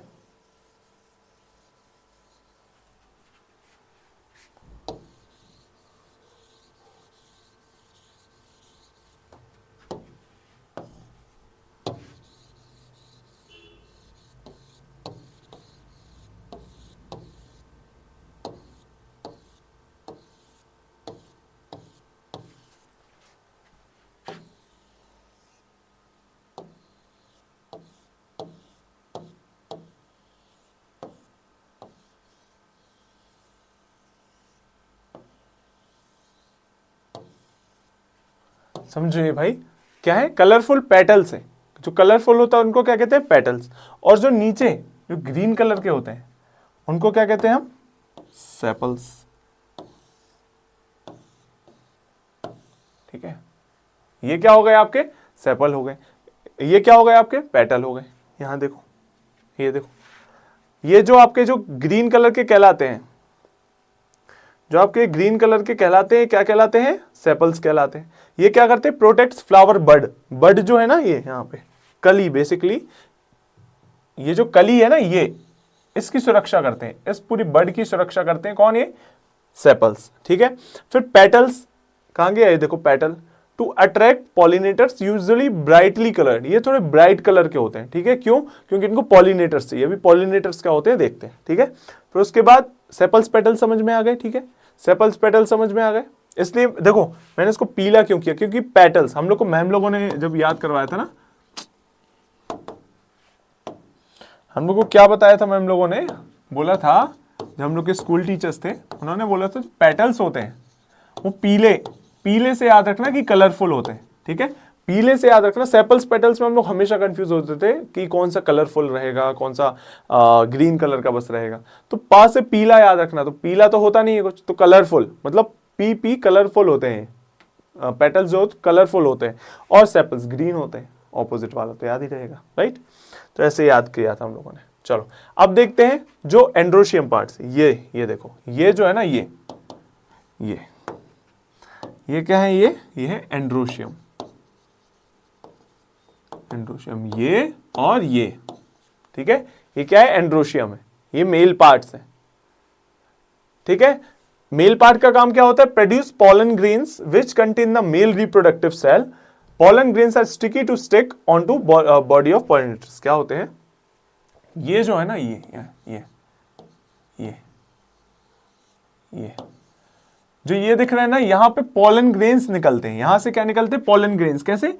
ऐसे ऐसे होते हैं, छोटे छोटे दाने समझ लो, ग्रेन्स जैसे ही समझ लो, दाने समझ लो, छोटे छोटे बारीक बारीक, इसमें से पोलन ग्रेन्स निकलते हैं। अगर किसी ने हिबिस्कस का फूल देखा हो, ठीक है, हिबिस्कस का फूल, उसमें आपको महसूस भी हो जाएंगे पोलन, ये वाले पार्ट में से हाथ लगाना, तो ये पोलन ग्रेन्स होते हैं। क्या होते हैं? मेल के रिप्रोडक्टरी और सेल्स होते हैं, रिप्रोडक्टरी सेल्स होते हैं। जैसे ह्यूमन मेल में स्पर्म्स होते हैं, ऐसे ही फ्लावर में पोलन ग्रेन्स होते हैं, ठीक है। ऐसे ही मेल फ्लावर में क्या होते हैं? पोलन ग्रेन्स होते हैं, ठीक है। तो ये पोलन ग्रेन्स यहां से निकलते हैं एंड्रोशियम से, ठीक है। और ये क्या थोड़ी सी स्टिकी नेचर के होते हैं, चिपचिपे होते हैं। क्यों चिपचिपे होते हैं? क्योंकि पॉलिनेटर्स, देखो पॉलिनेटर्स बता देता हूं, बार बार वर्ड आ रहा है तो। पॉलिनेटर्स क्या होता है? पॉलिनेटर्स जो पॉलिनेट कराते हैं, पॉलिनेट कराते हैं मतलब ये जो मैंने आपका वो पार्ट बनाया था ना, ये जो मैंने पार्ट बनाया था फीमेल उसमें मतलब फ्लावर में जो पार्ट बनाया था ये वाला, ठीक है, ये होता है फीमेल ऑर्गन और ये होता है मेल ऑर्गन, ठीक है। तो यहां से जो पॉलन है, यहां से जो पॉलन ग्रेन्स है, वो एक पॉलिनेटर आएगा इस पे, समझो बी आई, मधुमक्खी आई, या हाँ मधुमक्खी आई, इस पे बैठी, पॉलन इकट्ठे हुए, पॉलन इकट्ठे कैसे? चिपक जाएगी, स्टिकी नेचर के होता है, चिपका, यहां पे बैठी बी, फिर यहां पे बी बैठेगी और वो जो चिपका हुआ पॉलन है इससे चिपक जाएगा और यहां बाकी फर्टिलाइजेशन होगा, वो अपन आगे पढ़ेंगे। तो पॉलिनेशन क्या प्रोसेस होती है? यहां पॉलन ग्रेन का यहां पे गायनोशियम पे चिपक जाना, वो इतनी प्रोसेस पॉलिनेशन की होती है। चलो यहां देखो, फिर फिलामेंट क्या होता है? ये जो डंडी दिख रही है ये फिलामेंट, ये एंथर, ये कहलाता है एंथर। इसके अंदर जो दाने दाने होते हैं वो होता है पॉलन ग्रेन्स, और ये जो बड़ी सी लॉन्ग ट्यूब है इसको क्या कहते हैं अपन? फिलामेंट। समझे? लिख दूं, ये होती है आपकी फिलामेंट, ये होती है आपकी फिलामेंट, ठीक है। ये क्या होता है आपका? एंथर, ठीक है। ये क्या होते हैं आपके? Pollen grains. एंथर के अंदर होते हैं क्या? पोलन ग्रेन्स होते हैं। चलो आ गया इतना समझ में? यहां देखो, फिर क्या? फीमेल पार्ट, फीमेल पार्ट थोड़ा सा देख लो, स्टिग्मा, स्टाइल, ओवरी, देखो क्या होता है। ये जो मैंने बनाया था, ये जो टॉप स्ट्रक्चर जहां चिपकता है ये कहलाता है स्टिग्मा। जैसे मेल पार्ट में फिलामेंट होता है, ऐसे यहां पे स्टाइल होता है, स्टाइल, और ये वाला पार्ट होता है ओवरी, ये वाला पार्ट ओवरी होता है, फूला हुआ पार्ट। और इसके अंदर होते हैं ओव्यूल, इसके अंदर क्या होता है? ओव्यूल, ठीक है। क्या होता है? ओव्यूल, ठीक है। अब देखो, ओव्यूल में एग सेल्स होते हैं, develop into a seed after fertilisation. Ovule के अंदर बहुत सारे सेल्स होते हैं, बताता हूं। Ovary contains the ovules, develop into a fruit after fertilisation. याद रखना ये दो चीजें। क्या? ओवरी फर्टिलाइजेशन के बाद क्या बन जाता है? फ्रूट बन जाता है। और ओव्यूल फर्टिलाइजेशन के बाद क्या बन जाता है? सीड बन जाता है। याद रखना, फ्रूट क्या है? बेसिकली ओवरी, और सीड क्या है? ओव्यूल। याद रखना ये चीज। क्या? सीड क्या होता है? ओव्यूल बन जाता है। फ्रूट क्या बन जाता है? ओवरी बन जाता है। इतनी चीज अपन को याद रखनी है, ठीक है। फिर स्टाइल कनेक्ट्स टू स्टिग्मा, ये सब हो गया, ठीक है।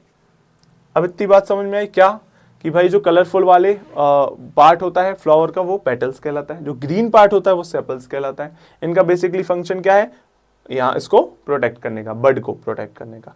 फिर आते हैं मेल और फीमेल पार्ट्स। मेल पार्ट जो होता है वो फिलामेंट रहता है जो इसको कनेक्ट करता है एंथर को। एंथर के अंदर होते हैं पोलन ग्रेन्स, जो कि क्या है? मेल रिप्रोडक्टरी सेल्स है। उसके बाद जब अपन फीमेल ऑर्गन की बात करते हैं तो भाई सबसे ऊपर स्टिग्मा होता है, फिर स्टाइल होता है जो कि एक ट्यूब लाइक स्ट्रक्चर है, फिर उसके बाद ओवरी आता है, ओवरी के अंदर ओव्यूल होता है। ओवरी जब फर्टिलाइज कर जाती है तो वो फ्रूट बन जाती है, और ओव्यूल जब फर्टिलाइज कर जाएगा तो क्या बन जाएगा? सीड बन जाएगा। ठीक है, समझ में आया? ओवरी फ्रूट बन जाएगी, ओव्यूल सीड बन जाएगा। बस इतना अभी तक अपन ने देखा है। आगे चलते हैं।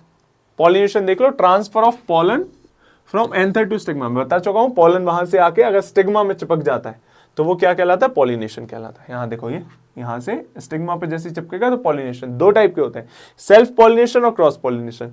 सेल्फ पॉलिनेशन किसमें होगा? जो बाइसेक्सुअल पौधे, जो मैंने यहां पे डायग्राम बनाया था, यहां पे ये जो डायग्राम बनाया था, इसमें क्या भाई आसपास ही है, खुद ही यहां से हवा के कारण ही यहां जा सकता है, हवा चली यहां से पोलन उड़ के यहां चलेगा, तो ये सेल्फ पॉलिनेशन है, खुद से हो रहा है। ठीक है, क्रॉस पॉलिनेशन मतलब क्या होता है भाई, एक पौधा यहां है और एक पौधा दूर है, एक पौधा यहां है एक पौधा दूर है, ठीक है, तो उसमें क्रॉस पॉलिनेशन होगा। तो वो किसी कैरियर चाहिए, कोई देखो बी चाहिए, यहाँ पे बी चाहिए पॉलिनेट कराने के लिए, ठीक है, इधर का पॉलन उठा के वहां के स्टिग्मा पे रख दें। ठीक है, चलो self pollination with in the same flower और सेम प्लांट, एक ही प्लांट में भी हो सकता है, एक ही फ्लावर में भी हो सकता है, क्योंकि आसपास है। ठीक है, इसमें ऑटोगैमी होता है, खुद से हो रहा है। और cross pollination between different plants, different plant में हो सकता है भाई, एक यहाँ है एक वहां है, जीनोगैमी कहलाती है वो। एजेंट्स यहाँ पे विंड हो जाता है, वाटर हो जाता है, इंसेक्ट्स हो जाते हैं। कौन कौन से एजेंट्स होते हैं भाई क्रॉस पॉलिनेशन में? विंड, हवा, जिसको एनिमोफिली कहते हैं, वाटर को हाइड्रोफिली कहते हैं, और इंसेक्ट्स को एंटोमोफिली कहते हैं। आपको ये फिली याद नहीं रखना, आपको बस एजेंट्स याद रखने हैं। कौन से? वाटर, विंड और इंसेक्ट्स। ठीक है, चलो जीनोगैमी याद रख लेना बस, क्रॉस पॉलिनेशन में जीनोगैमी होती है और इसमें ऑटोगैमी होती है सेल्फ पॉलिनेशन में, बस। चलो फिर आ गया डबल फर्टिलाइजेशन। डबल फर्टिलाइजेशन के पहले थोड़ा सा अंदर का स्ट्रक्चर देख लेते हैं अपन। ठीक है, एक बना देता हूं डायग्राम, देखो एक ध्यान से।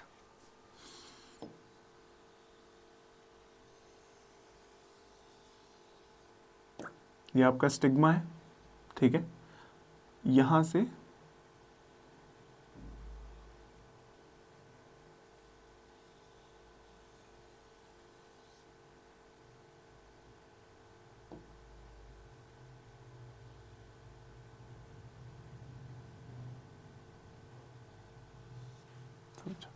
ये जो है ना, ये जो बीच का स्ट्रक्चर, ये ओवरी था, ये ओव्यूल है। ओव्यूल के अंदर ये वाला पार्ट जो होता है, ये वाला पार्ट होता है आपका एम्ब्रियो सैक। क्या होता है आपका? Embryo sac. यहां पर ही क्या होता है? फर्टिलाइजेशन होगा। फर्टिलाइजेशन क्या होता है? मेल गैमीट का फीमेल गैमीट से मिल जाना, मेल गैमीट का फीमेल गैमीट से मिल जाना। ठीक है, क्या हो जाता है? फर्टिलाइजेशन कहलाता है। पॉलिनेशन क्या है? जब एंथर स्टिग्मा पे जाके पहुंच जाए, बस चिपक जाए, तो क्या कहलाएंगे इसको? पॉलिनेशन। फर्टिलाइजेशन क्या है? जब मेल गैमीट फीमेल गैमीट से इंटरेक्ट कर जाए, तो उसको क्या कहते हैं अपन? फर्टिलाइजेशन। आई समझ में? अब एम्ब्रियो सैक के अंदर देखो क्या क्या होता है, समझो ये है एम्ब्रियो सैक। ठीक है, इसके अंदर क्या होगा? इसके अंदर होते हैं 3 एंटीपोडल सेल्स। यहां पे समझो ये 3 एंटीपोडल सेल है, 2 होते हैं पोलर न्यूक्लियाई, ठीक है, और यहां होते हैं, ये एक होता है एग सेल, ये क्या होता है? Egg cell. ये क्या होगा आपके? एंटीपोडल। ये क्या हो गया आपके? Polar nuclei. समझ में आ रहा है? 3 कौन से सेल है? एंटीपोडल सेल है। 2 कौन से हैं? पोलर न्यूक्लियाई है। एक कौन सा है आपका? एग सेल है। और ये 2 कौन से? ये 2 बचे, ये 2 कौन से कहलाएंगे? ये कहलाएंगे आपके सिनर्जेट्स। सिनर्जेट्स, ठीक है, ये क्या कहलाएंगे? सिनर्जेट्स। सिनर्जेट्स, एग सेल्स, एंटीपोडल और पोलर न्यूक्लियाई। आ रही बात समझ में? ऐसा समझो 3 सेल्स ऊपर रहते हैं, इनको एंटीपोडल कह रहे हैं, 2 बीच में रहते हैं, इनको पोलर न्यूक्लियाई कह रहे हैं, एक सेल यहां रहता है, एग सेल कह रहे हैं, और 2 रहते हैं क्या? सिनर्जेट। ऐसा स्ट्रक्चर रहता है आपका एम्ब्रियो सैक का। ठीक है, अब यहां से क्या करता है? यहां से समझो, यहां से पोलन आया, ठीक है, समझो, थोड़ा सा क्लीन डायग्राम बना देता हूं। समझो यहां से पोलन एंट्री किया, यहां से पहुंचेगा, यहां पहुंचेगा, और यहां जहां की आपका एम्ब्रियो सैक था, यहां पे आपकी ओपनिंग रहती है, एग सेल के पास ही ओपनिंग रहती है, एग सेल के यहां पे, एग सेल के यहां पास में ही ओपनिंग होती है। और एक आपका जो पोलन ग्रेन है, जो आपका पोलन ग्रेन है ना, वो किससे रिएक्ट करेगा? वो आपका यहीं देखो, अब समझो ये आपका वही स्ट्रक्चर है, ठीक है, ये 3 एंटीपोडल सेल हैं आपके, ये आपके 2 पोलर सेल हो गए, ये आपका एग सेल हुआ, और ये आपके 2 हैं क्या? सिनर्जेट्स। अब ध्यान से देखना, यहां पर से जब पोलन आया है, ठीक है, और काय के थ्रू आया है पोलन? एक पोलन ट्यूब बना के आया है। पोलन ट्यूब किसके थ्रू आया है? पोलन ट्यूब के थ्रू आया है। ठीक है, पोलन ट्यूब के थ्रू आया है, यहां से पोलन आया, यहां से एंट्री किया, एक पोलन में 2 स्पर्म्स होते हैं, एक पोलन 2 स्पर्म्स लाएगा, बेसिकली 2 सेल रहेंगे, ठीक है। एक करेगा रिएक्ट आपका एग सेल के साथ और एक रिएक्ट करेगा आपका आगे जाके पोलन न्यूक्लियाई के साथ, ठीक है। अब जो एग के साथ रिएक्ट करेगा वो क्या बना लेगा, जाइगोट बना लेगा, जाइगोट बना लेगा, ठीक है। और इसके साथ जो रिएक्ट कर रहा है ये क्या बना लेगा, आपका एंडोस्पर्म बना लेगा, एंडोस्पर्म बनाएगा। अब एक चीज याद रखना, इनके न्यूक्लियस अगर अपन देखेंगे कितना किसमें न्यूक्लियस है, तो ये जो पोलर न्यूक्लियाई देख लो, पोलर न्यूक्लियाई क्यों कह रहे हैं इसको, थोड़ा फंबल हो गया, पोलर न्यूक्लियाई क्यों कह रहे हैं अपन इसको, क्योंकि इसमें 2 न्यूक्लियस हैं बेसिकली। इसको लिखेंगे कैसे, 2n, जितने भी बाकी एग सेल है उसमें 1n है, ठीक है। सिनर्जेट्स थे सब 1n है, एंटीपोडल थे सब 1n है, पर ये जो पोलर न्यूक्लियाई ये 2n है, 2 न्यूक्लियस है इसमें। अब जब स्पर्म सेल इसमें जाके मिल रहा है, जो आपका पोलन ग्रेन में जो सेल है वो आपके इसमें जाके जब मिल रहा है तो क्या कर रहा है, इसको 3n बना दे रहा है, इसको क्या कर दे रहा है, 3n बना दे रहा है। याद आई, आया समझ में। और इसको क्या बना देगा, आपके जाइगोट को 2n बना देगा, जाइगोट को क्या बना देगा, वो 2n बना देगा, इसको क्या बना देगा, वो 3n बना देगा। आई इतनी बात समझ में। और यही क्या कहलाता है, आपका पेन, प्राइमरी एंडोस्पर्म न्यूक्लियस, जो कि क्या होता है, 3n होता है, जो कि क्या होता है, 3n होता है। याद रहेगा, ये पेन आ सकता है भाई, अच्छे से समझो इस चीज को, फिर से बता देता हूं। देखो आपका ये प्लांट का क्या था, फीमेल पार्ट में एम्ब्रियो सैक था, ऊपर से जैसे पोलन यहां पे इंटरेक्ट किया, वो पोलन ट्यूब बनाते बनाते नीचे आया, इस एम्ब्रियो सैक में एग जहां रहता है, एग, ठीक है, जहां एग होता है वहां से एंट्री किया, इस एग सेल से एक स्पर्म सेल रिएक्ट किया, ठीक है, तो जाइगोट बना लिया मिलके, जो कि 2n का है। और फिर एक अंदर गया तो पोलर न्यूक्लियाई से फ्यूज कर गया, ठीक है, तो उसने क्या बना लिया, एंडोस्पर्म बना लिया।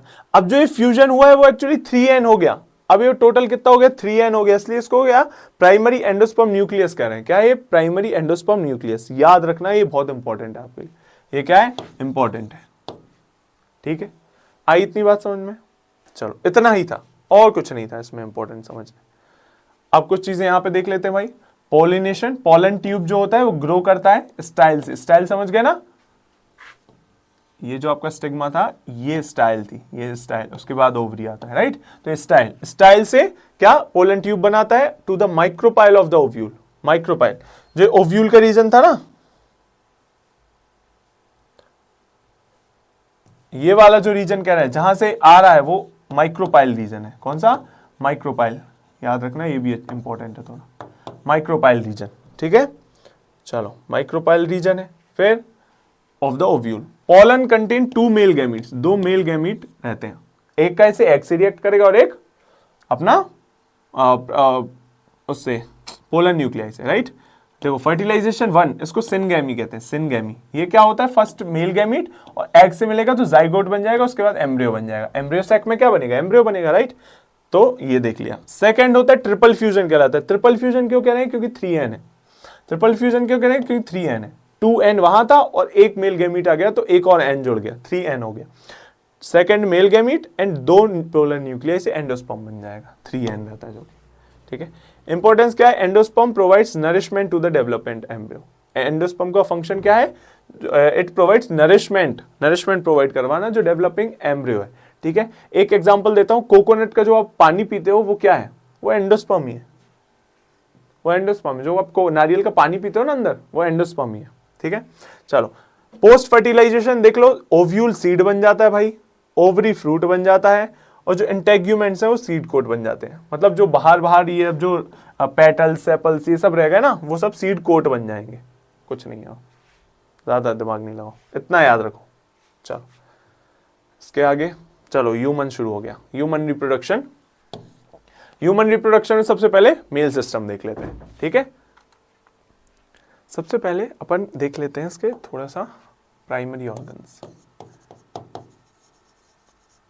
जो प्राइमरी ऑर्गन है अपना मेल रिप्रोडक्टिव सिस्टम का, वो है टेस्टिस। ठीक है, टेस्टिस के अंदर हम बहुत सारी चीजें देखेंगे, जैसे कि भाई सेमिनिफेरस ट्यूब्यूल्स हो गए। ठीक है, फिर लिडिक सेल्स देखेंगे, क्या होते हैं लिडिक सेल्स। सर्टोली सेल्स का काम देखेंगे, सर्टोली सेल्स का काम देखेंगे, सेरोटोली लिख गया, सर्टोली सेल्स का काम देखेंगे। ठीक है, और कुछ बचा है क्या? आई डोंट थिंक सो, आगे कुछ है। ठीक है, उसके बाद स्पर्मेटोगोनिया,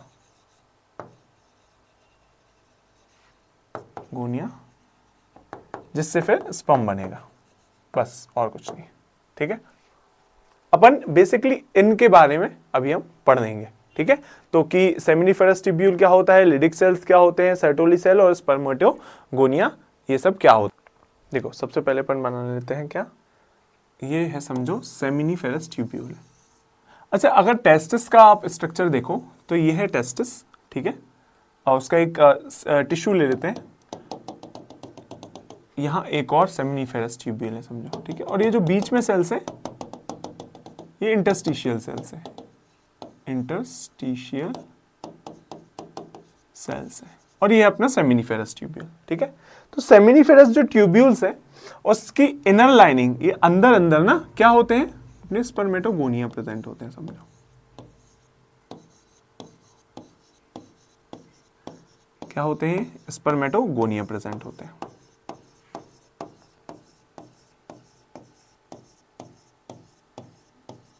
सेम यहां भी होंगे।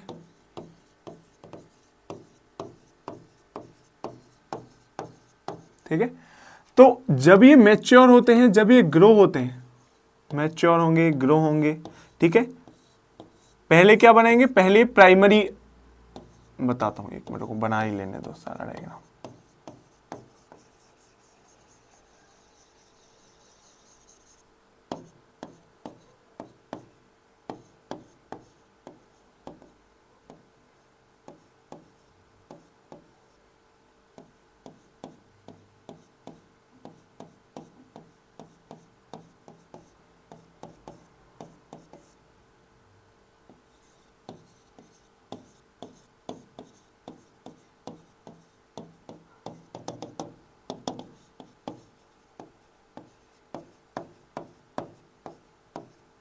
समझो ऐसा है। अब देखना, ये जो सबसे बाहर होंगे ये क्या होंगे, स्पर्मेटोगोनिया। ठीक है, ये ग्रो होंगे धीरे धीरे, मैच्योर होंगे धीरे धीरे, क्या बन जाएंगे, प्राइमरी स्पर्मेटोसाइट साइट्स। ठीक है, फिर ये जो अंदर है वो बनेंगे सेकेंडरी स्पर्मेटोसाइट्स।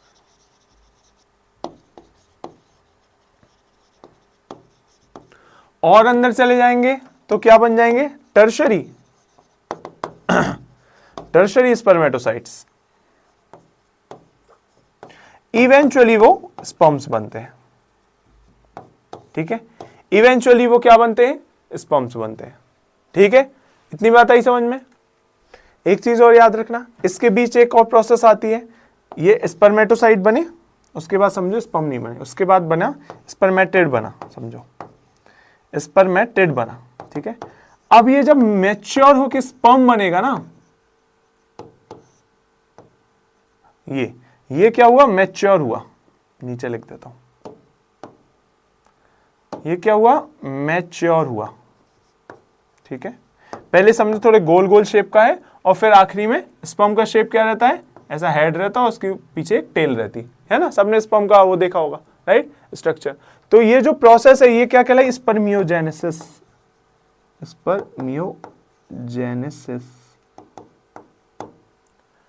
आई इतनी बात समझ में, ये कहलाती है स्पर्मियोजेनेसिस। स्पर्मियोजेनेसिस प्रोसेस समझ में आई। अब एक चीज याद रखना, कंफ्यूज कहां हो जाते हैं, ये जो पूरी प्रोसेस थी स्पर्मेटोगोनिया से लेके यहां तक की प्रोसेस, इसको क्या कहेंगे, स्पर्मेटोजेनेसिस। इसको क्या कहेंगे, इस पूरी प्रोसेस को स्पर्मेटोजेनेसिस, यहां लिख देता हूं, स्पर्मेटोजेनेसिस। जेनेसिस, ठीक है। जबकि इस वाली प्रोसेस को, स्पर्मेटिड से स्पर्म बनने की प्रोसेस को क्या कहेंगे? स्पर्मियोजेनेसिस। याद रखना, इसको क्या कहेंगे? स्पर्मियोजेनेसिस, स्पर्मियोजेनेसिस, ठीक है। तो स्पर्मेटोजेनेसिस और स्पर्मियोजेनेसिस याद रखिएगा इतना, ठीक है। ये थोड़ा सा यहां से क्वेश्चन आ जाते हैं, ठीक है। उसके बाद अपन ने ये देख लिया, सेमिनिफेरस ट्यूब्यूल देख लिया, स्पर्मेटोजेनेसिस ये भी देख लिया। अब एक चीज और याद रखना, इसके बीच में कुछ सर्टोली सेल्स भी होते हैं। क्या होते हैं? Sertoli cells, Sertoli cells. ये क्या? ये नरिशमेंट प्रोवाइड करते हैं। जो स्पर्म आपके ग्रो हो रहे हैं उसको नरिशमेंट कौन प्रोवाइड करता है? सर्टोली सेल प्रोवाइड करते हैं, याद रखना। और ये जो इंटरस्टिशियल सेल्स हैं, इधर रहते हैं लिडिक सेल्स, लिडिक सेल्स। ये क्या? ये आपके एंड्रोजन प्रोड्यूस करते हैं। एंड्रोजन मतलब टेस्टोस्टेरोन। टेस्टोस्टेरोन प्रोड्यूस कौन करता है? आपके लिडिक सेल। तो ये चीज याद रखना। क्या आ क्या सकता है कि भाई सर्टोली सेल का काम क्या है? नरिशमेंट है कि एंड्रोजन बनाना है, टेस्टोस्टेरोन बनाना है, या फिर स्पर्मेटोजेनेसिस का। तो भाई नरिशमेंट में टिक लगाना है कि हाँ नरिशमेंट है इसका आंसर। लिडिक सेल्स का भी याद रखना, एंड्रोजन, एंड्रोजन प्रोड्यूस करता है, टेस्टोस्टेरोन बनाता है। और ये स्पर्मेटोगोनिया, क्या? स्पर्मेटोगोनिया स्पर्मेटिड बनाता है, स्पर्मेटिड से स्पर्म बनता है, उस प्रोसेस को स्पर्मियोजेनेसिस कहते हैं। स्पर्मेटोगोनिया से स्पर्मेटिड बनने का प्रोसेस क्या कहलाता है? स्पर्मेटोजेनेसिस। याद रखना इतना, ठीक है। ये मेन आपका मेन था, इंपॉर्टेंट पार्ट। एक बार यहां देख लेते हैं, देखो। Primary organ testis located in the scrotum, scrotum sac में रहता है। यहां पे होगा, ये देखो, ये देखो, ये स्क्रोटम सैक, ठीक है। ये क्या कहलाता है? Scrotum sac. इसमें क्यों रहता है? बाहर, बाहर क्यों रहता है? ये क्यों रहता है? For the lower temperature required for sperm production. Sperm production के लिए ना अपनी बॉडी का टेम्परेचर जनरली कितना रहता है? 34 डिग्री सेल्सियस, राइट। तो इसको थोड़ी सी कम टेम्परेचर चाहिए, ठीक है। इसको थोड़ा सा ठंडा टेम्परेचर चाहिए, इसलिए ना ये स्क्रोटम सैक में रहता है। आई बात समझ में? फिर उसके बाद फंक्शन क्या है? Produce sperm and the hormones testosterone. क्या करता है? टेस्टिस में क्या प्रोड्यूस होता है? स्पर्म प्रोड्यूस होता है और टेस्टोस्टेरोन प्रोड्यूस होता है, ठीक है। पाथवे क्या होता है? सेमिनिफेरस ट्यूब्यूल, जो अपन ने बड़ा सा स्ट्रक्चर देखा था, बनाया था, उधर प्रोडक्शन होता है। फिर एपिडाइडिमस में जाता है। एपिडाइडिमस यहां पर दिख जाएगा आपको, इसको यहीं ले आता हूं उठा के। चलो ये देखो, ये होता है एपिडाइडिमस। ये जो ये दिख रहा है ना, ये टेस्टिस के ऊपर वाला भाग, ये होता है एपिडाइडिमस, ठीक है। एपिडाइडिमस में क्या? स्टोरेज होता है और मैच्योरेशन होता है। मैच्योर होगा आपका स्पर्म और स्टोरेज है, स्टोरेज वहां रखा रहेगा। और फिर उसके बाद जाता है वास डिफरेंस। वास डिफरेंस, ये ट्यूब लाइक स्ट्रक्चर देखो, ये जो ट्यूब दिख रहे हैं ये ऐसे, ये यहां से यहां तक ये पूरा क्या है? वास डिफरेंस है। वास डिफरेंस, वास डिफरेंस में क्या होगा? ट्रांसपोर्ट होगा और फिर वहां से यूरेथ्रा में जाएगा।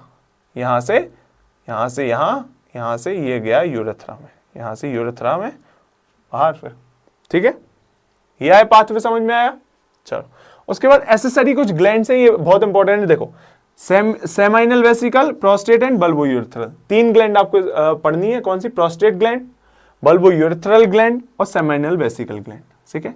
सेमाइनल वेसिकल का देख लो तो नाम क्या है? Add fructose. भाई फ्रक्टोस ऐड कर देते हैं। आपका जो स्पर्म जब रिलीज होता है ना, जब स्पर्म रिलीज होता है तो सिर्फ स्पर्म रिलीज नहीं होता, उसके साथ कुछ ग्लैंड्स की ये सब चीजें भी रिलीज होती हैं। क्यों? क्योंकि आपके स्पर्म को ट्रेवल करना है भाई, कहां तक? एग तक, मतलब जो ओवम है वहां तक ट्रेवल करना है आपके स्पर्म को। तो भाई एक बात बताओ, सॉलिड चीज तो ट्रेवल करेगी नहीं, कोई फ्लूइड चीज चाहिए, फ्लो होना है, उसको फ्लो करना है। उसमें तो जो उसकी टेल है वो उसको मूवमेंट देगी, पर वो तैरेगी किसमें? उसको एक फ्लूइड चाहिए, ठीक है। तो फ्लूइड कौन प्रोवाइड करता है? अपना सेमाइनल वेसिकल। क्या? फ्रक्टोस। फ्रक्टोस देता है, जिससे एनर्जी मिलती है। इसको एनर्जी कैसे मिलेगी? फ्रक्टोस से, ठीक है। उसके बाद प्रोस्टेट और बल्बोयूरेथ्रल क्या करेगा? Provide alkaline fluid to the neutralise acidity.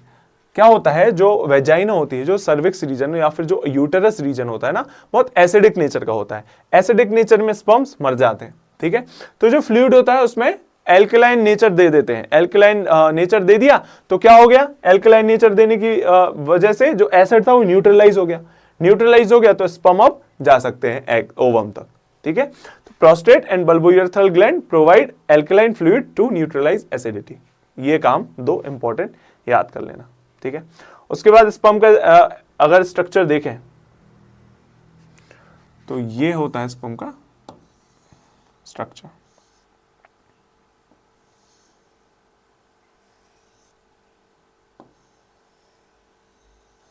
ठीक है, ये होता है उसका मिडिल पीस, मिडिल पीस, ये होता है उसका हेड, ये होती है उसकी टेल। ठीक है, ठीक है। अब देखो हेड जो होता है इसका काम क्या होता है, कंटेन्स एक्रोसोम विथ एंजाइम। क्या होता है, ये एक्रोसोम होता है, इसमें एक्रोसोम क्या करता है, क्या करता है, ये जो ओवम है ना, ये ओवम, इसको पेनिट्रेट करना है तो इसमें पेनिट्रेट कौन करवाता है, एग्रोसोम में जो एंजाइम्स है ना, यही इसकी डिसॉल्व कर देते हैं। जो बाहर की मेम्ब्रेन है ना ओवम की, वो डिसॉल्व कर देते हैं कि हट जाओ मुझे एंट्री चाहिए, तो इसको डिसॉल्व कौन करता है, एक्रोसोम। तो इसलिए एक्रोसोम का फंक्शन होता है क्या, ओवम की आउटर लेयर को डिसॉल्व कर देना और स्पर्म की एंट्री करवाना। ठीक है, फिर उसके बाद मिडिल पीस, मिडिल पीस का काम क्या होता है, मिडिल पीस में माइटोकॉन्ड्रिया होता है। माइटोकॉन्ड्रिया क्या करवाता है, एनर्जी प्रोडक्शन का काम है, तो एनर्जी प्रोवाइड करेगा भाई middle piece. Tail, motility, tail से ही तो मूवमेंट होगी, यही फ्लिप, यही विप लाइक चलेगी तो इससे आगे बढ़ेगा स्पर्म। ठीक है, तो ये बेसिकली पूरा स्पर्म का काम होता है, उसका स्ट्रक्चर है। आई बात समझ में इतनी, चलो आगे चलते हैं। ये एक बार यहां देख लो, एक्रोसोम होता है, बीच में न्यूक्लियस होता है, सेंट्रियोल एंट्रियोल तक आपको याद नहीं करना। एक्रोसोम मेन था, माइटोकॉन्ड्रिया का काम मेन था, और ये टेल मेन थी, एंड पीस कहलाता है। जो कि यहां एक बार देख लो भाई फिर से, टेस्टिकल्स हैं, टेस्टिस कह रहे हैं, एपिडाइडेमस में स्टोरेज होगा, उसका मैच्योरेशन होगा, उसके बाद वास डिफरेंस के थ्रू जाएगा कहां, यूरेथ्रा में। ठीक है, बस ये था आपका टोटल। चलो आगे बढ़ते हैं अपन। अब आगे अपना human reproduction system of female. ठीक है, फीमेल का रिप्रोडक्टिव सिस्टम पढ़ेंगे। चलो फीमेल का रिप्रोडक्टिव सिस्टम पढ़ते हैं। क्या प्राइमरी ऑर्गन क्या है, ओवरी। मेल में क्या था, टेस्टिस, यहां क्या है, ओवरी। ओवरी का काम क्या है, produce eggs and hormones, oestrogen and progesterone. क्या क्या करना है, टेस्टिस क्या करता था, स्पर्म प्रोड्यूस करता था और टेस्टोस्टेरोन प्रोड्यूस करता था। ये क्या प्रोड्यूस करेगा, एग और ईस्ट्रोजन और प्रोजेस्टेरोन हार्मोन्स। ठीक है, चलो उसके बाद पाथवे क्या होगा, ओवरी से फैलोपियन ट्यूब। अभी पहले अपन स्ट्रक्चर देख लेते हैं, चलो स्ट्रक्चर देख लेते हैं।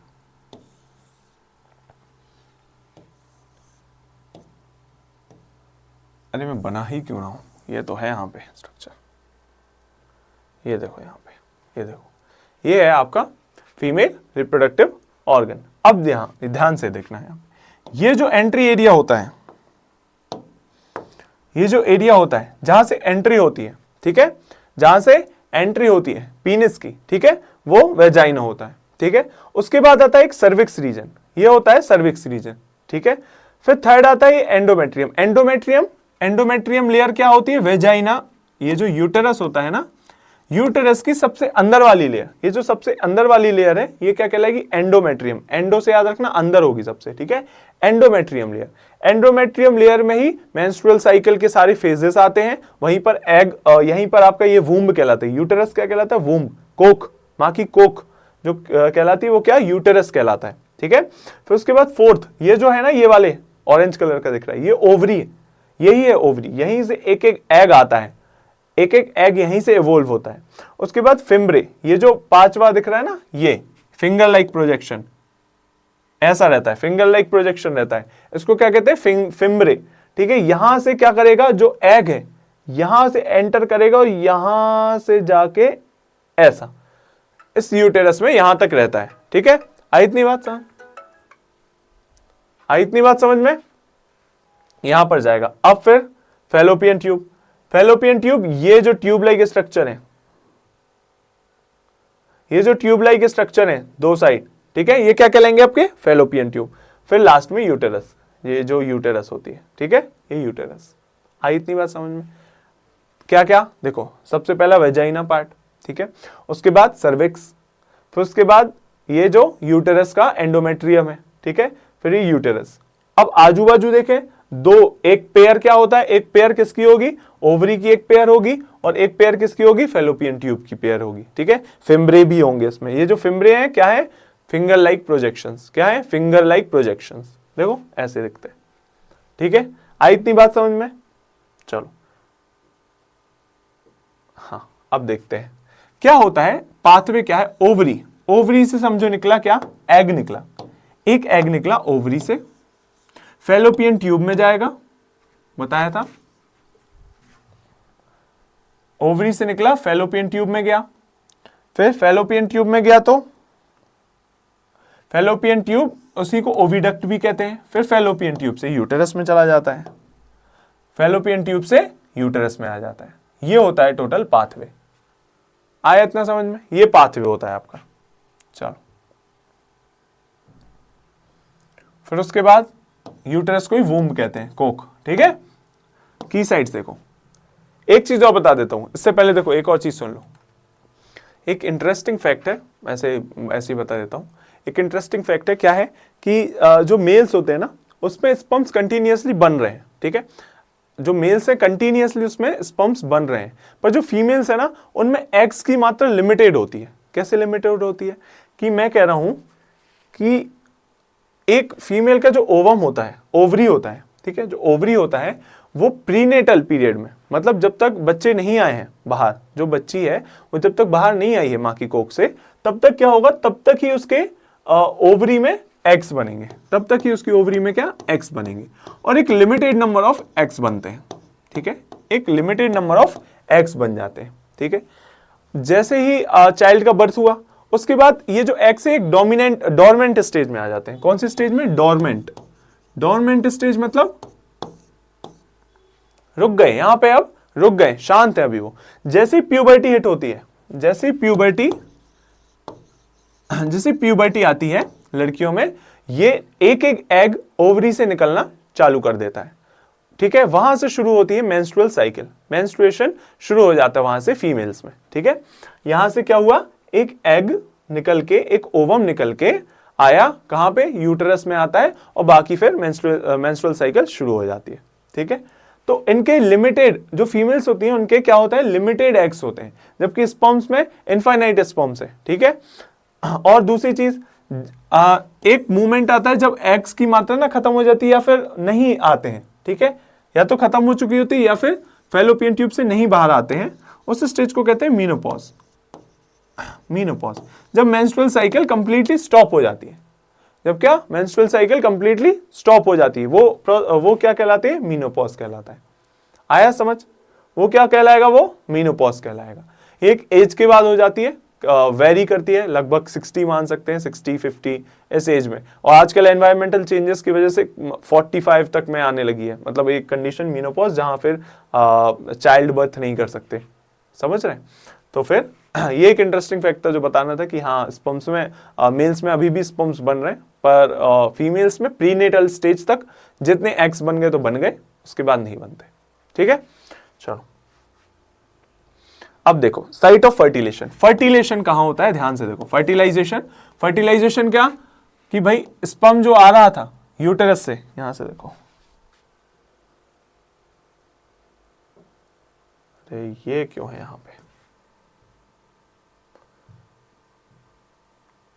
हाँ ये देखो, यहां से स्पर्म की एंट्री हुई, ठीक है, स्पर्म की एंट्री हुई, उसने इतना चला, इधर तक आया, और यहां से यहां, ये जो रीजन है, एक बार किसी अलग चीज से मार्क कर देता हूं, वेट, कौन से कलर से मार्क कर दिया जाए कि दिखे आप लोगों को, इससे मार्क कर देता हूं। देखो यहां से एंटर किया, यहां से एंटर किया, तो यहां ये वाला जो रीजन है, द मूवमेंट यहां पे एग आ जाता है, यहां पे ओवम आ जाता है, और यहां पे ही स्पर्म आ जाएगा, तब होगा फर्टिलाइजेशन, ठीक है, तब होगा फर्टिलाइजेशन यहां पे। और ये जगह क्या कहलाती है, एम्प्यूला। क्या कहलाती है ये जगह, देखो एम्प्यूला ऑफ फैलोपियन ट्यूब, ठीक है। तो अगर एम्प्यूला तक अपना स्पर्म जा रहा है, ठीक है, और फीमेल का एग भी वहीं से आ रहा है, तो उस स्टेज पे होता है फर्टिलाइजेशन, ठीक है। साइट ऑफ इम्प्लांटेशन, इम्प्लांट कहां होती है, एंडोमेट्रियम में, इनर लाइनिंग में दिखा चुका हूं, एंडोमेट्रियम में यहां पे इम्प्लांट हो जाएगा। इम्प्लांट मतलब जो आपका जाइगोट जो है यहां पे इम्प्लांट हो जाएगा, ठीक है, और यहां यूटेरस पे कोख में जन्म लेगा शिशु। चलो फिर मेंस्ट्रुअल साइकिल देख लेते हैं। मेंस्ट्रुअल साइकिल बेसिकली 4 हार्मोन से कंट्रोल होती है, 4 हार्मोन से कंट्रोल होती है। कौन कौन से 4 हार्मोन्स हो गए वो, ईस्ट्रोजन, प्रोजेस्टेरॉन, LH और FSH। LH क्या है? LH क्या है? Luteinizing hormone. FSH क्या है? Follicle stimulating hormone. ठीक है, अब देखो मेंस्ट्रुअल साइकिल बहुत बड़ी प्रोसेस है, आधा पौन घंटा सिर्फ इसी में जाएगा अपना। ठीक है, तो अपन थोड़ा जल्दी से कवर करेंगे।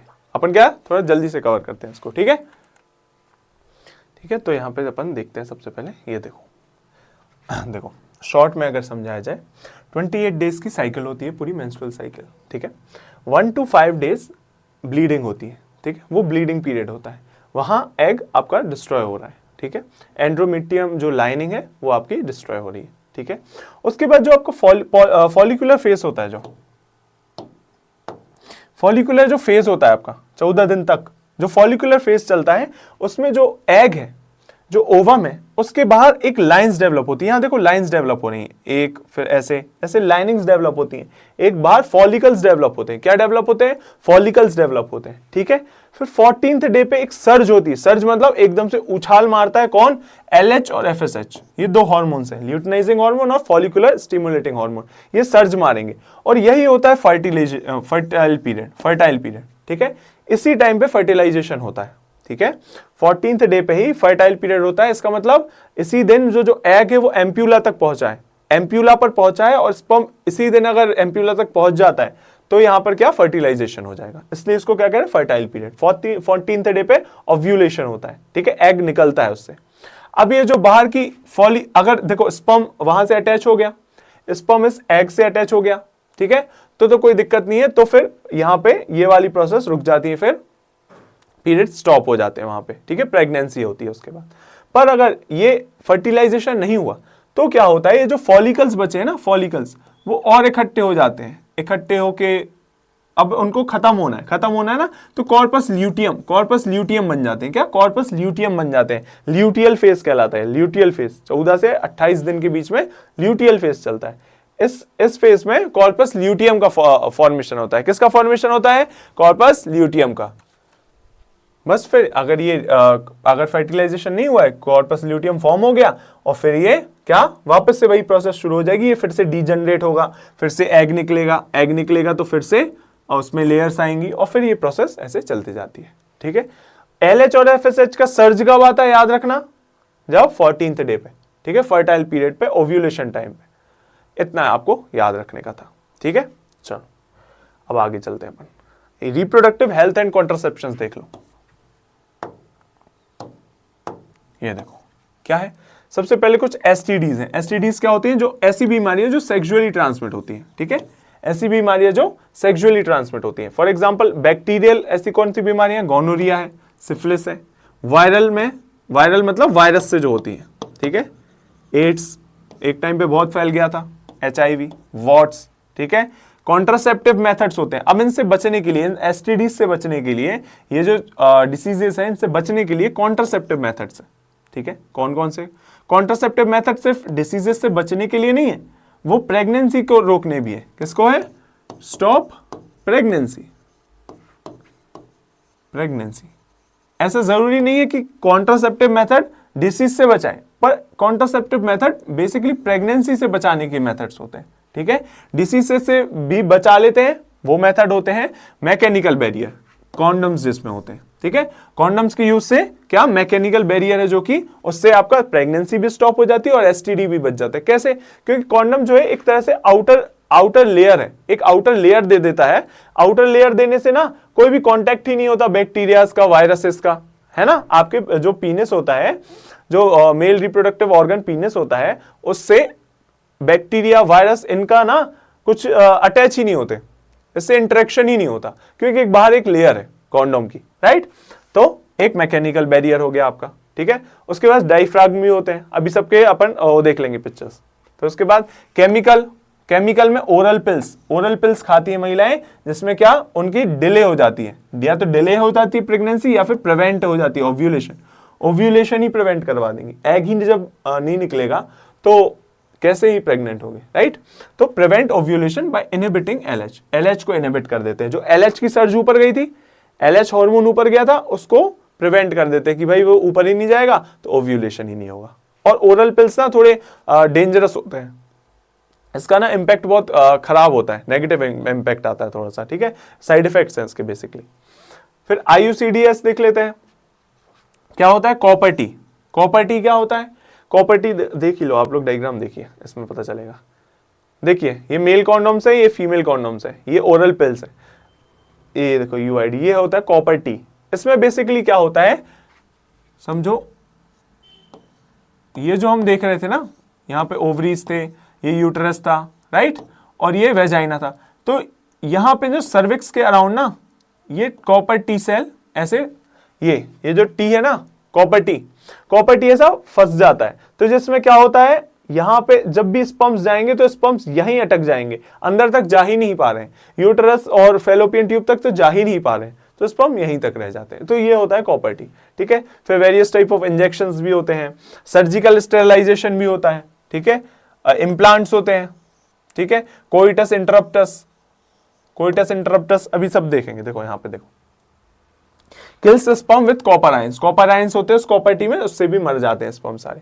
और हार्मोनल आयोडीज, ये साइड इफेक्ट्स रहते हैं इसके। कॉपर टी का कोई साइड इफेक्ट नहीं है, ठीक है, कॉपर टी का कोई साइड इफेक्ट नहीं है, पर रिसेंटली थोड़ा सा कभी इशू आ जाता है कभी कभी कॉपर टी में।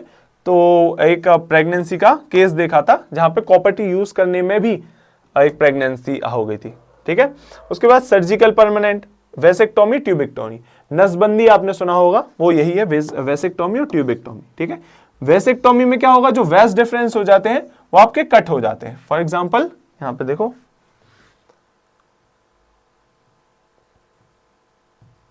यहाँ ये देखो, ये जो वास डिफरेंस है ना, ये वास डिफरेंस, इसका काम क्या था, स्पर्म को ऊपर तक ले जाना, ट्रांसपोर्ट कराना।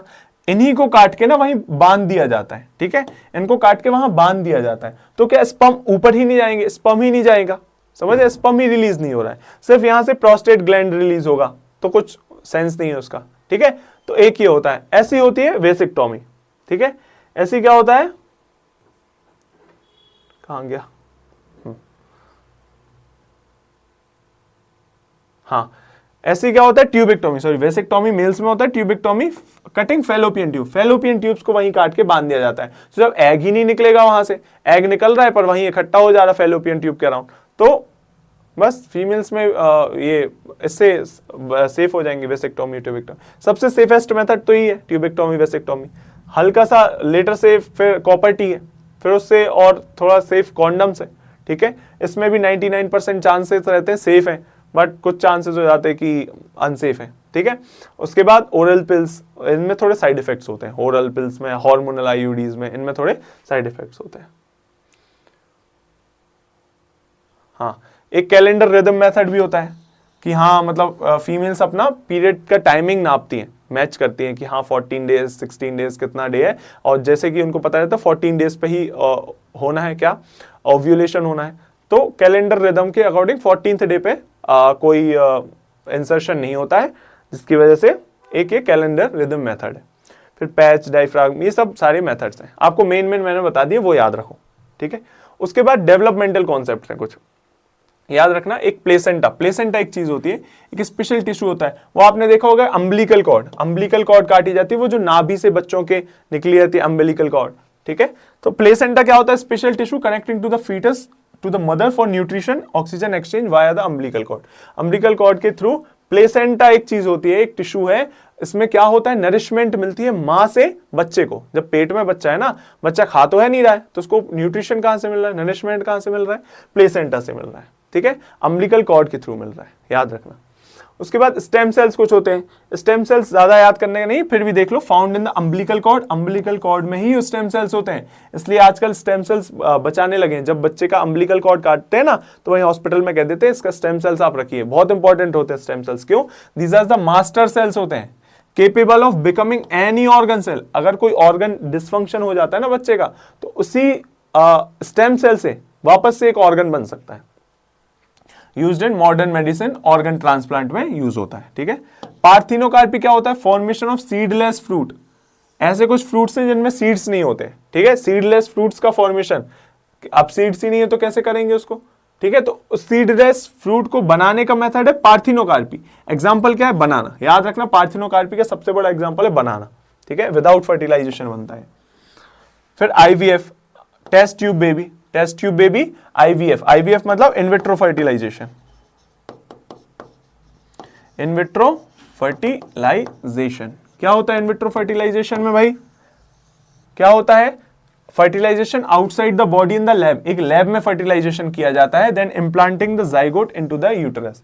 क्या होता है, लैब में जाते हैं मेल्स फीमेल जिनको भी चाइल्ड चाहिए, तो क्या होता है वहां से ओवम लेते हैं एक टेस्ट ट्यूब में, ठीक है, और एक स्पर्म लिया जाता है टेस्ट ट्यूब में, उनका फर्टिलाइजेशन करवाया जाता है। उस फर्टिलाइजेशन के बाद जो जाइगोट बन जाता है उसको यूटेरस में वापस से फीमेल की इंसर्ट करवा दिया जाता है और इम्प्लांट कर दिया जाता है, जिससे प्रेगनेंसी कैरी ऑन हो सके। समझे? तो इतना ही था अपना टोटल, और कुछ बचा है क्या? नहीं। अब क्वेश्चंस करेंगे एक एक। तो अब जब क्वेश्चन कर रहे हैं आपको मेथड पता है, ठीक है, कॉपी लेके बैठ जाओ, कमेंट में बैठ जाओ कि भाई अब करना है, ठीक है। 2 सेकंड का पॉज मिलेगा, पॉज कर दो, आंसर लिखो और फिर कंटिन्यू करो, मेरा आंसर देखो। चलो, which form of asexual reproduction involves the parent organism breaking into piece each of which can grow. ऐसा कौन सा एसेक्सुअल रिप्रोडक्शन है जहां पे पेरेंट ऑर्गेनिज्म ब्रेक होगा और नए इंडिविजुअल में ग्रो हो जाएगा? चलो बताओ। आंसर इज फ्रेगमेंटेशन, ठीक है, आंसर फ्रेगमेंटेशन है। यहीं पे ब्रेक होता है पीस में, बाइनरी फिजन में तो पीस में ब्रेक नहीं होता है, बडिंग में तो पीस में ब्रेक नहीं होता है, बड निकलता है, स्पोर्स बनते हैं इसमें तो स्पोरुलेशन में। चलो, the flowering plant which structure is responsible for the production of male gamete. कौन सा ऐसा स्ट्रक्चर है जो कि मेल गैमीट प्रोड्यूस करता है? बताओ। स्टिग्मा, इस पर तो भाई चिपकता है क्या, पोलन ग्रेन। ओवरी, ये तो फीमेल है। Anther, this is the answer. Style क्या करवाता है? स्टाइल, स्टाइल के थ्रू ही पोलन ट्यूब बनता है, नीचे तक जाता है पोलन ट्यूब, एम्ब्रियो तक जाता है। चलो, what is the primary genetic advantage of sexual reproduction over asexual reproduction? क्या है प्राइमरी जेनेटिक एडवांटेज, क्या है भाई सेक्सुअल रिप्रोडक्शन का? क्या, क्यों इतना ज्यादा इंपॉर्टेंट है सेक्सुअल रिप्रोडक्शन? भाई जेनेटिक वेरिएशन दे देता है, जेनेटिक वेरिएशन देगा। एसेक्सुअल में क्या हो रहा था, आइडेंटिकल ही बन रहे थे, क्लोन बन रहे थे, एक ग्लास और एक ग्लास एक ही दिखेंगे, जेनेटिक वेरिएशन है ही नहीं। तो भाई सेक्सुअल रिप्रोडक्शन क्यों चाहिए था? जेनेटिक वेरिएशन के लिए। चलो, फिर in the human female reproductive system which does fertilisation typically, where does fertilisation कहां होता है? बताओ, फर्टिलाइजेशन कहां होता है फीमेल में? चलो, यूटेरस में, ये तो वूम में, यहाँ तो फाइनल बेबी यहाँ पर रखा जाएगा। देन वेजाइना, वेजाइना से तो इंसर्शन होता है, ओवरी से तो एग निकलता है, फैलोपियन ट्यूब में फर्टिलाइजेशन होता है, एम्प्यूला रीजन में। चलो, which of the following describes an organism that is hermaphrodic? Hermaphroditic, hermaphroditic क्या होता है बेसिकली? बेसिकली कह रहे हैं कि भाई जो बाइसेक्सुअल होते हैं, या फिर ऐसा कह सकते हैं जिनके पास दोनों है, क्या मेल ऑर्गन भी है और फीमेल ऑर्गन भी है, मेल और फीमेल दोनों है, ये यही आंसर है, the possesses male and female reproductive organ. ठीक है, क्वेश्चन में भी ऐसी चीजें हैं जो छूट गई हैं, तो आपको यहां से भी रिकैप हो जाएंगी सब कुछ, ठीक है, तो कुछ नहीं छूटेगा बेसिकली। फिर during human spermatogenesis, spermatogenesis process याद है, how many functional sperm cells are produced from a single primary spermatozoid? देखो ये चीज छूट गई थी, यहां पर रिकवर हो गई। क्या, एक फंक्शनल स्पर्म सेल जब बन रहा है, ये जो सेल बन रहा है कितने प्राइमरी स्पर्मेटोसाइट से बनेगा? सॉरी, एक प्राइमरी स्पर्मेटोसाइट बन रहा है, उससे कितने स्पर्मेटिड्स बनते हैं? बेसिकली 4 बनते हैं। बेसिकली कितने? 4 बनते हैं। ठीक है, कैसे? ये एक है जो आपका स्पर्मेटोसाइट होता है, ठीक है, वो डिवाइड होता है 2 में, प्राइमरी में, फिर ये सेकेंडरी में, ठीक है, फिर टर्शरी में, फिर यहां से 2-2 में बन जाते हैं, तो 4 बनते हैं। ठीक है, ऐसे 4 बनते हैं बेसिकली, क्या आपके स्पर्मेटोसाइट्स। ठीक है, चलो, स्पर्मेटोसाइट नहीं, सॉरी, स्पर्म सेल्स, ये सेम आ गया है। Sperm anatomy, which part of the human sperm contain the mitochondria? Mitochondria कहां होता है भाई? हेड में एक्रोसोम होता है, माइटोकॉन्ड्रिया मिडल पीस। ठीक है, फिर site of fertilisation in the human female reproductive system, the actual site where the sperm meets, कहां पे स्पर्म मीट होता है फर्टिलाइजेशन के दौरान? फीमेल में, बताओ। फीमेल में फैलोपियन ट्यूब, एम्प्यूला। चलो, Then menstrual cycle regulation. The release of an egg from the ovary, ovulation, is primarily triggered by surge. Surge मतलब पीक पे जाते हैं हार्मोन. कौन से हार्मोन्स पीक पे जाते हैं भाई? LHS, LH और FSH, मेनली LH का काम है रोल. ठीक है, याद रखना. फिर contraceptive mechanism, oral contraceptive, prevent pregnancy primarily bye. Oral contraception का काम क्या है? कैसे प्रिवेंट करती है वो प्रेगनेंसी? क्या करती है भाई? LH का रिलीज रोक देती है, हार्मोन्स का रिलीज रोक देती है, inhibiting the release of LH, thereby preventing. Killing the sperm, भाई किल तो नहीं करती है oral pills. Blocking the fallopian tube physically, नहीं ये भी नहीं करती है. प्रिवेंटिंग द इम्प्लांटेशन, नहीं ये भी नहीं करती है. तो बेसिकली यही है. चलो, what is the function of acrosome? Acrosome का फंक्शन बताओ. चलो लो. To contain enzymes that penetrate the egg's outer layer, है ना. फिर in plants what is the result of double fertilization? Double fertilization का रिजल्ट क्या होता है? क्या बनता है? एक डिप्लॉइड जाइगोट. डिप्लॉइड मतलब 2n. डिप्लॉइड जाइगोट बनेगा. ट्रिप्लॉइड एंडोस्पर्म बनेगा. 3n triploid. ठीक है, इसको क्या कहते थे? पैन. ठीक है. Which hormone is primarily responsible for triggering ovulation? कौन ट्रिगर करता है भाई प्राइमरली ओव्यूलेशन? LH. ये तो रट जाना चाहिए अब. फिर which part of the human male reproductive system serves as the site for sperm maturation? Sperm का मैच्योरेशन और स्टोरेज कहां होता है भाई? एपिडाइडिमस में. हो गया. चलो, इतना ही था. ठीक है, अपना पूरा रिप्रोडक्शन चैप्टर फिनिश हो गया है. मेल रिप्रोडक्शन भी पढ़ लिया, फीमेल रिप्रोडक्शन भी पढ़ लिया, प्लांट का रिप्रोडक्शन भी पढ़ लिया, एसेक्सुअल रिप्रोडक्शन भी पढ़ लिया.